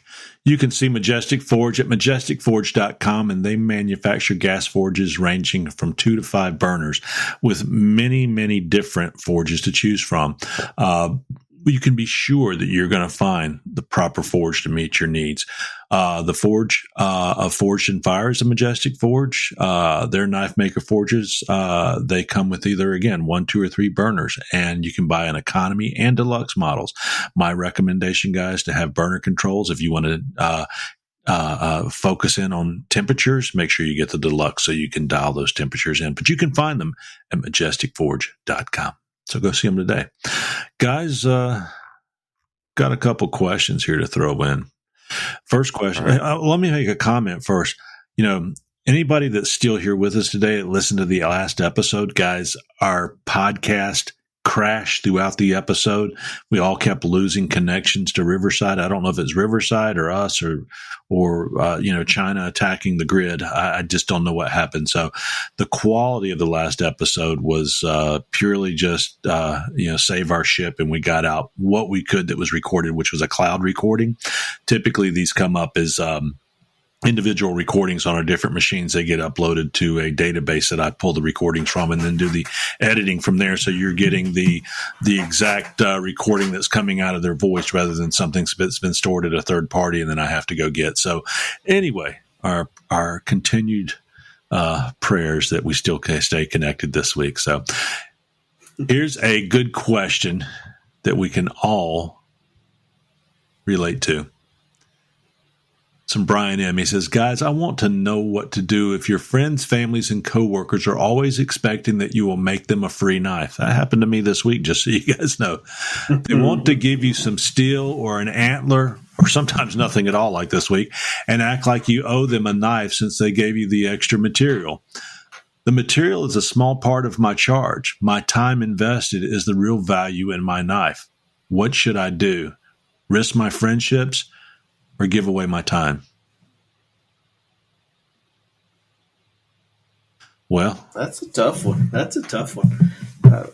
I usually attack that the same way I've kind of mentioned already. Is I'll tell them a story about the steel and the how the steel for the knife costs 10% of the knife. It's like, man, and I'm super glad that you want to give me this, but that's not the knife. Like that's a small portion. Right. And sometimes they take that okay. Again, I would say I haven't answered this question well. The other way to look at it was to turn it into a joke and say, man, we're good friends, but this is like a $300 knife and we're not that good of friends. I mean, that's more of an abrasive approach as well. It is, but like if people ask me what's the best you can do, well, sometimes I'll come off a little, and it might be 10% or whatever. Yeah. But to circle way back to what we started on, I mean, I do this for fun, absolutely, but I do it to pay some bills and stuff too. And so, how much of my livelihood am I willing to give up because we're buddies? Some. I try to be nice, but not all of it. And I haven't come up with a good way to explain that. That's a tough question. My family members that are, or what do you call it, one degree or one off, daughters-in-laws, moms, dads, brothers, sisters, brother-in-law. Yep. That kind of stuff. Those guys do get a better price. I don't charge them for a knife, but I give it to them during a special time. I have a brother-in-law that was just dying to have one of my knives, and the excitement that I saw when he got it just paid for it more than anything, because it's a relationship we've invested in each other for years, and he's just a wonderful, wonderful brother-in-law. So that was fine. Friends and coworkers, I tell them that I explain to them, I say that the steel and the parts that go in it do not cost me very much. It can be anywhere from $20 to $70 or so in the materials. So really the value is in my time. So it's not a conflict of interest at work or so that it's not, taking advantage of my friends. I'd say, I'll charge you 2 hours labor, and they go, okay, that's great. What is it? I said, it's $500 an hour. And then and then I laugh and I say, well, I'm giving you a rate of $100 an hour. So if I make you a knife, it's $200. So I will make a $200 knife. Now I won't make a $800 $200 knife. But I'll make them a beautiful $200 knife, which is basically going to be a full tang, a set of scales, and a nice fold over sheath that's sewn up and looks as nice as any Benchmade you can go out and get, so to speak. I say that in reference to Benchmade's a $200 knife for a majority of the small little carry knives. I think there's something else that you have to jump in and say, so I know you mentioned that there's the materials, a small part, and then labor's the big part. Yeah. But when you're doing this for, I don't do it for, to me, it's still a hobby. I haven't sold knives yet, right? But if you, I think there's other things you have to think about, right? And so, you spend, you have to advertise, right? You have to replace, not dispensables. What do you call them? Consumables, right? Like, so belts, sandpaper, like all the things that you use up in your shop, glue, epoxy, all those things have to get replaced. And then, I think there's the biggest thing is that, the good thing about a grinder, it probably will last a lifetime, but all the parts, all your machinery does not last a lifetime. So you have to, depreciate that equipment over the period of time it's going to take, so that when you have to buy a new one of those things, you have that made up with the stuff that you sell, right? And so all those things, like when you start bit and piecing all those things together, there's a lot of other pieces, and then you realize your labor is even getting smaller, margin of what you're getting for your labor. So I think there's a bunch of other stuff that go into some of these things. So I have tried hard. Chip is better at this than me, I guarantee, but I've tried hard to be generous. I mean, it's not for better or worse, I'm criticizing myself here. It's not really my nature, but I value that. Like, right, I want to be better at that. And so, I will give my parents or my children gifts at one level, and the random strangers that invite my kids to their birthday parties, they get gifts at another level. Yeah. And I kind of look at knife making the same way. It's like, are you a person I would give a $20 gift to? Yeah, probably. I don't mind giving you $20 off, whatever it is. Yeah. If I don't know you at all, maybe. Sometimes I'll drop $20 on a homeless guy or something. Sometimes on good days. Yeah. Right? But if you want something for nothing, you better be like in my inner circle. Like, I don't know. That's just the way I. Yeah. No, that's again. I struggle with this. This is not something I'm good at. Totally agree. I try to think about it of what kind of gift, what caliber of gift would I give this person anyway? Well, let me explain this. That much off a knife. You're a man, still a young man. You've got young boys at home. You're still getting through life. I am a man that's been blessed, not a rich man, but I've been blessed, and with salary, my job, my abilities, and I'm going to be 60 here in 7 or 8 more months. And my job is to take everything I've learned and to find a way to give it back. Yep. And you said, well, Chip's much more generous. I haven't always been, Jason. I'm at a point where I give things. That's fair. That's fair. I still have twin 7-year-olds at the house. They eat a lot. And you're going to have at least $300,000 in college funds as well at some day in time. That's one of the things I aspire to, though. Honestly, and maybe it'll come with just getting older. It does, because at some point you decide you need to get rid of all this crap.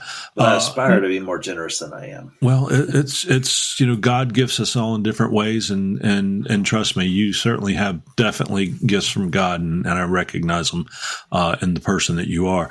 But not to get away from that as a topic, because I think that we have to pick and choose on the sincerity. So speaking back to Brian here, pick and choose on the the sincerity of the person that's requesting. Do they want something that they're not willing to pay for to get something at that quality, regardless of where you are in your knife making? They value it because they want it. Are they too cheap to invest in that level of quality when they can go to Academy Sports and get a buck knife for $19.99? I'd send them the buck. But if it's something, I use the term, well, you use the term well, friends, family, and coworkers. Friends. how close is this friend? Is it a friend of a friend? Is it a friend that takes? Is it a friend that constantly gives? Is it a lifetime friend? Or is it just somebody you've known for a short period of time? You need to determine, because we invest in that. You need to determine where that person is. Is he a 2 hours worth of labor at $500 an hour? Is he a 2 hours worth of labor at $200 an hour? Is he a free knife? Family. I drew the line at first degree family members. My uncle's son, who I haven't talked to in 20 years, or 40 years, a few years ago, said, "Hey, can I get one of your knives?" And when I gave him the price, he ghosted me again at that point. So, you see where you're headed.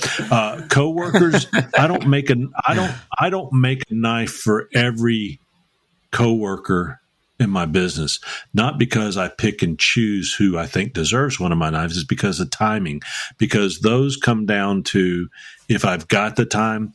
I had a guy some time ago that said, "Will you make me one?" I have put him on my list to give him a knife at a much reduced rate, but I said it may take me a year or two before I make that. He said it's fine whenever you get around to it. So that, so I think, Brian, you need to be careful. What are you getting for the investment of your time? The investment of your time may be peace of mind. It may be a gift from the heart. It very well could be, as it was with me last year, a mission trip on my walk of faith to recognize people who were blessing other people's lives or needed to get a blessing, and they got a knife from me. So it's a personal example, a personal decision that you have to base on the examples in your life. And if you incorporate, always give a few knives away, because you can always take them off on your taxes at the end of the year. Who pays taxes on this stuff? Huh? Nobody. I am arguing with those fine gentlemen from the three-letter agency myself on some. Well, I heard Jeff Fader, if I could talk about another great podcast, Knife Talk.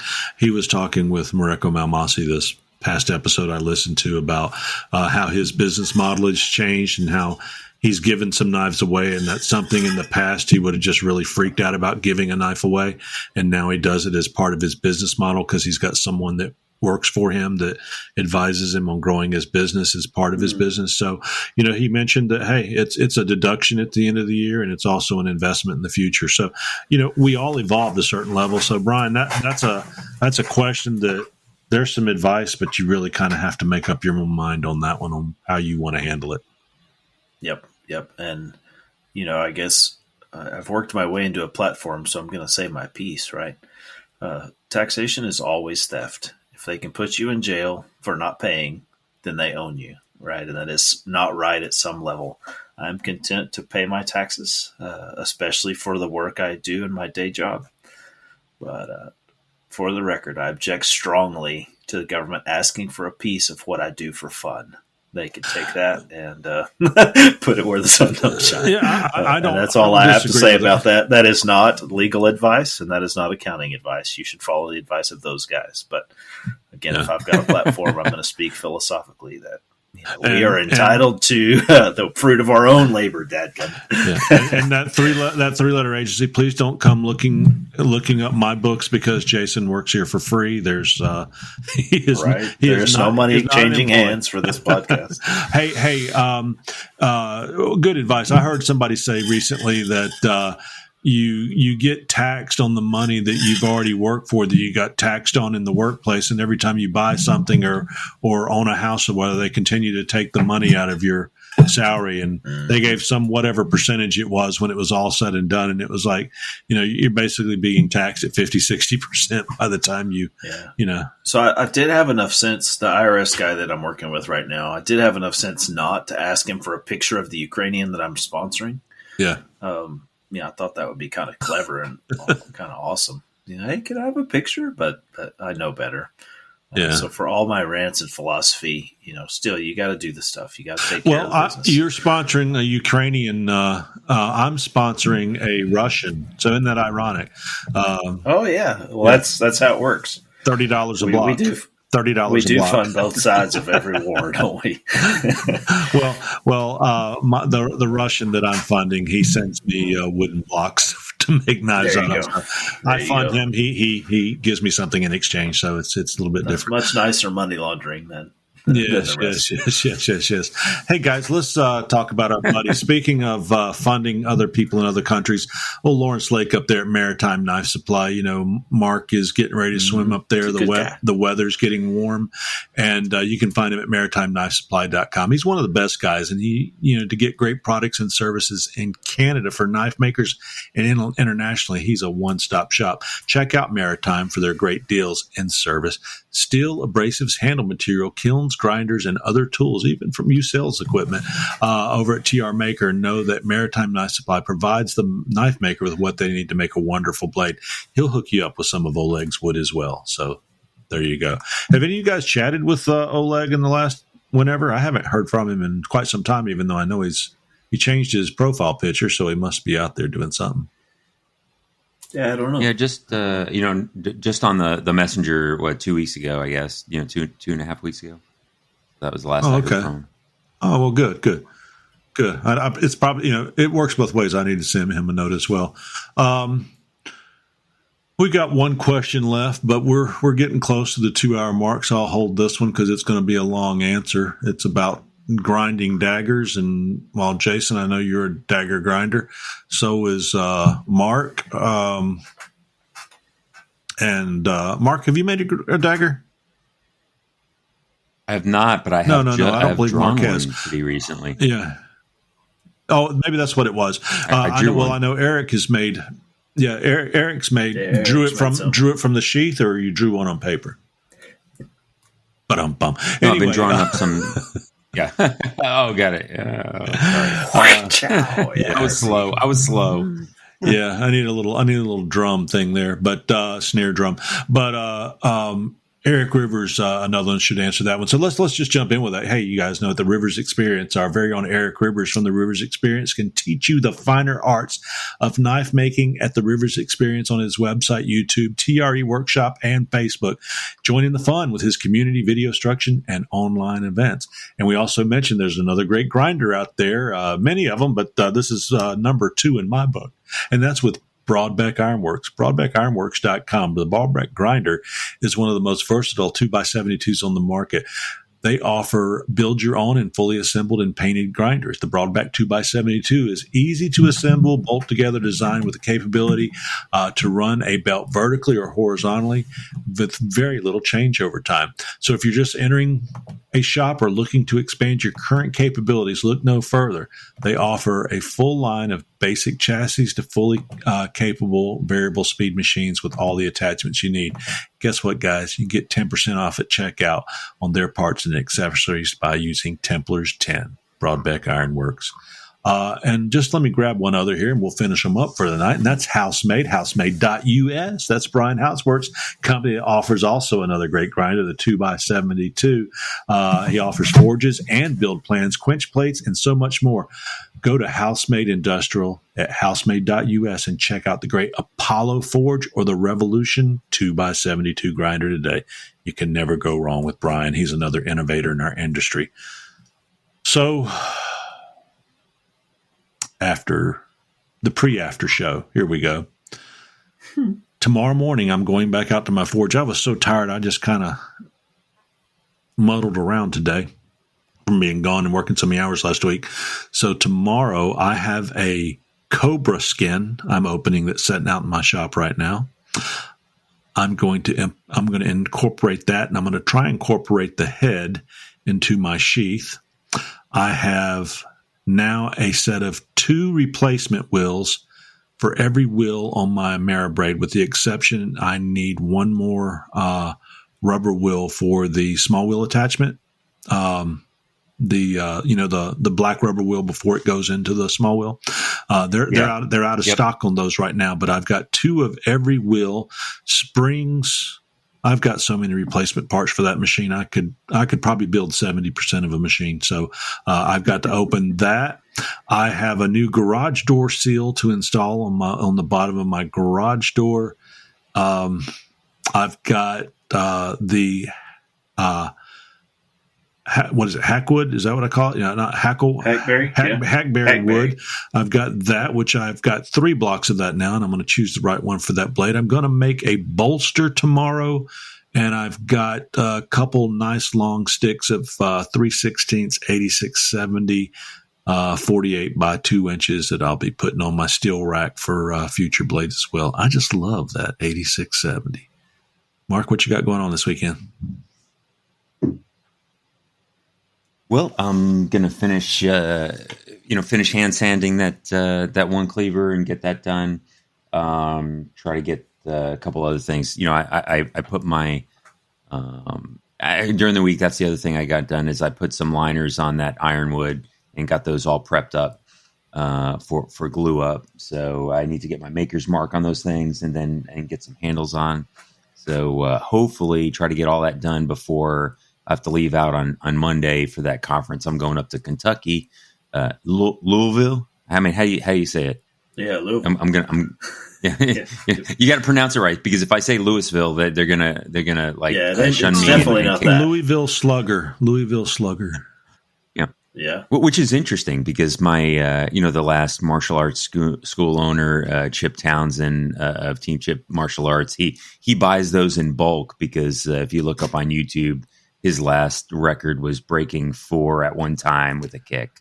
So, so interesting, side note, but I would check them for cork. I would check them for cork.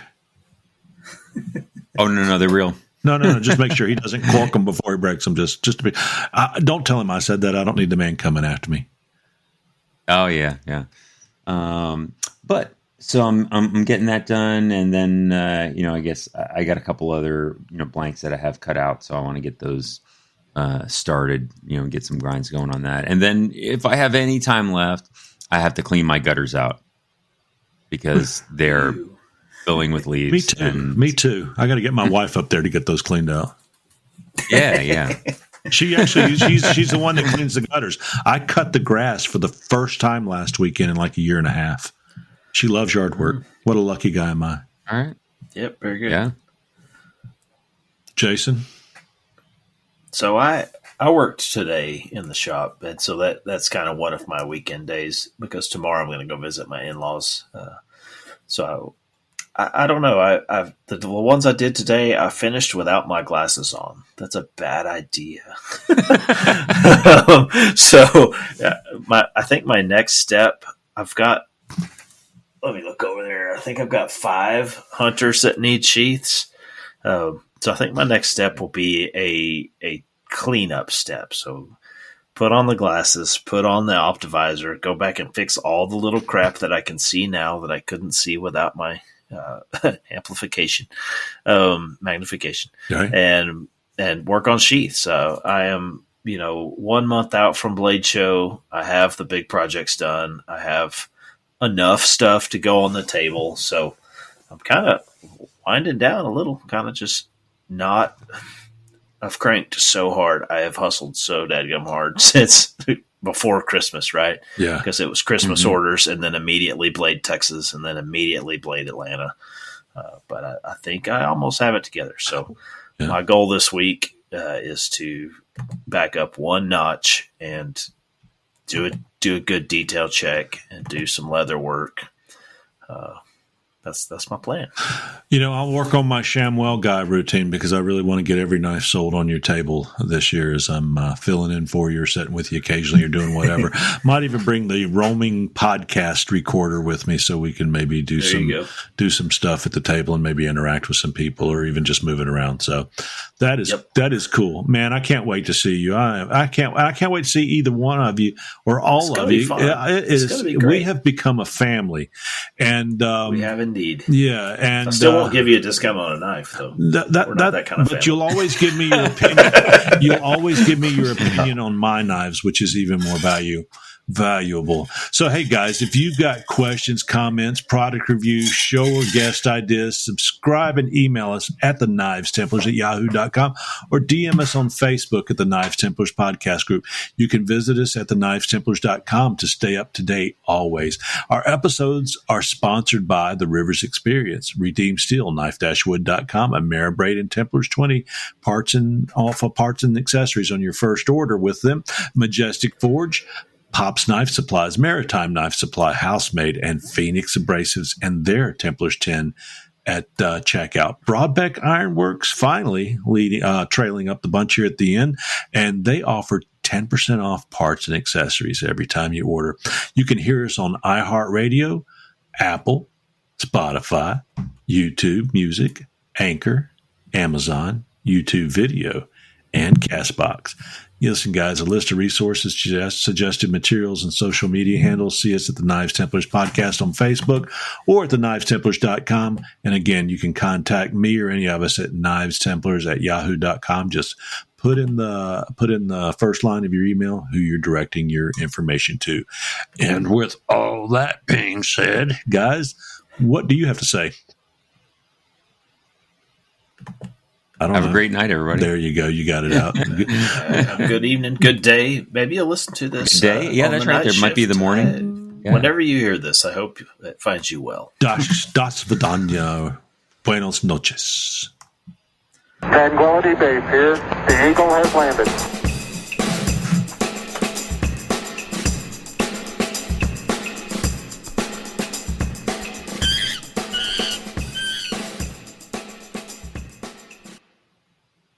Brought to you by Porkhouse Productions. Oinky, oinky, oinky. Poor old Otis here. I know he's not here. I don't know why do I think of him when I don't know we play that. That oinky, oinky, oinky is always my favorite part. He likes the. That's hilarious. Yeah, I had. That's actually me saying oinky, oinky, oinky, and I worked with some editing software, and got that. The brought to you by the Knives Templars was an AI voice that I was able to use for free and get that. But oinky, oinky, oinky, I sat and worked on it until I was able to get it. So I guess if I want to identify as a woman spokesperson, I can. So there you go. Guess that's better than Gary Busey deepfakes. I don't like buttered sausage. I don't like butter sausage. How about some jam? I don't eat jam. I eat honey and I kiss it on the lips. Right. Good night, guys. We'll see you on the next episode of the Knives Templars. Good night.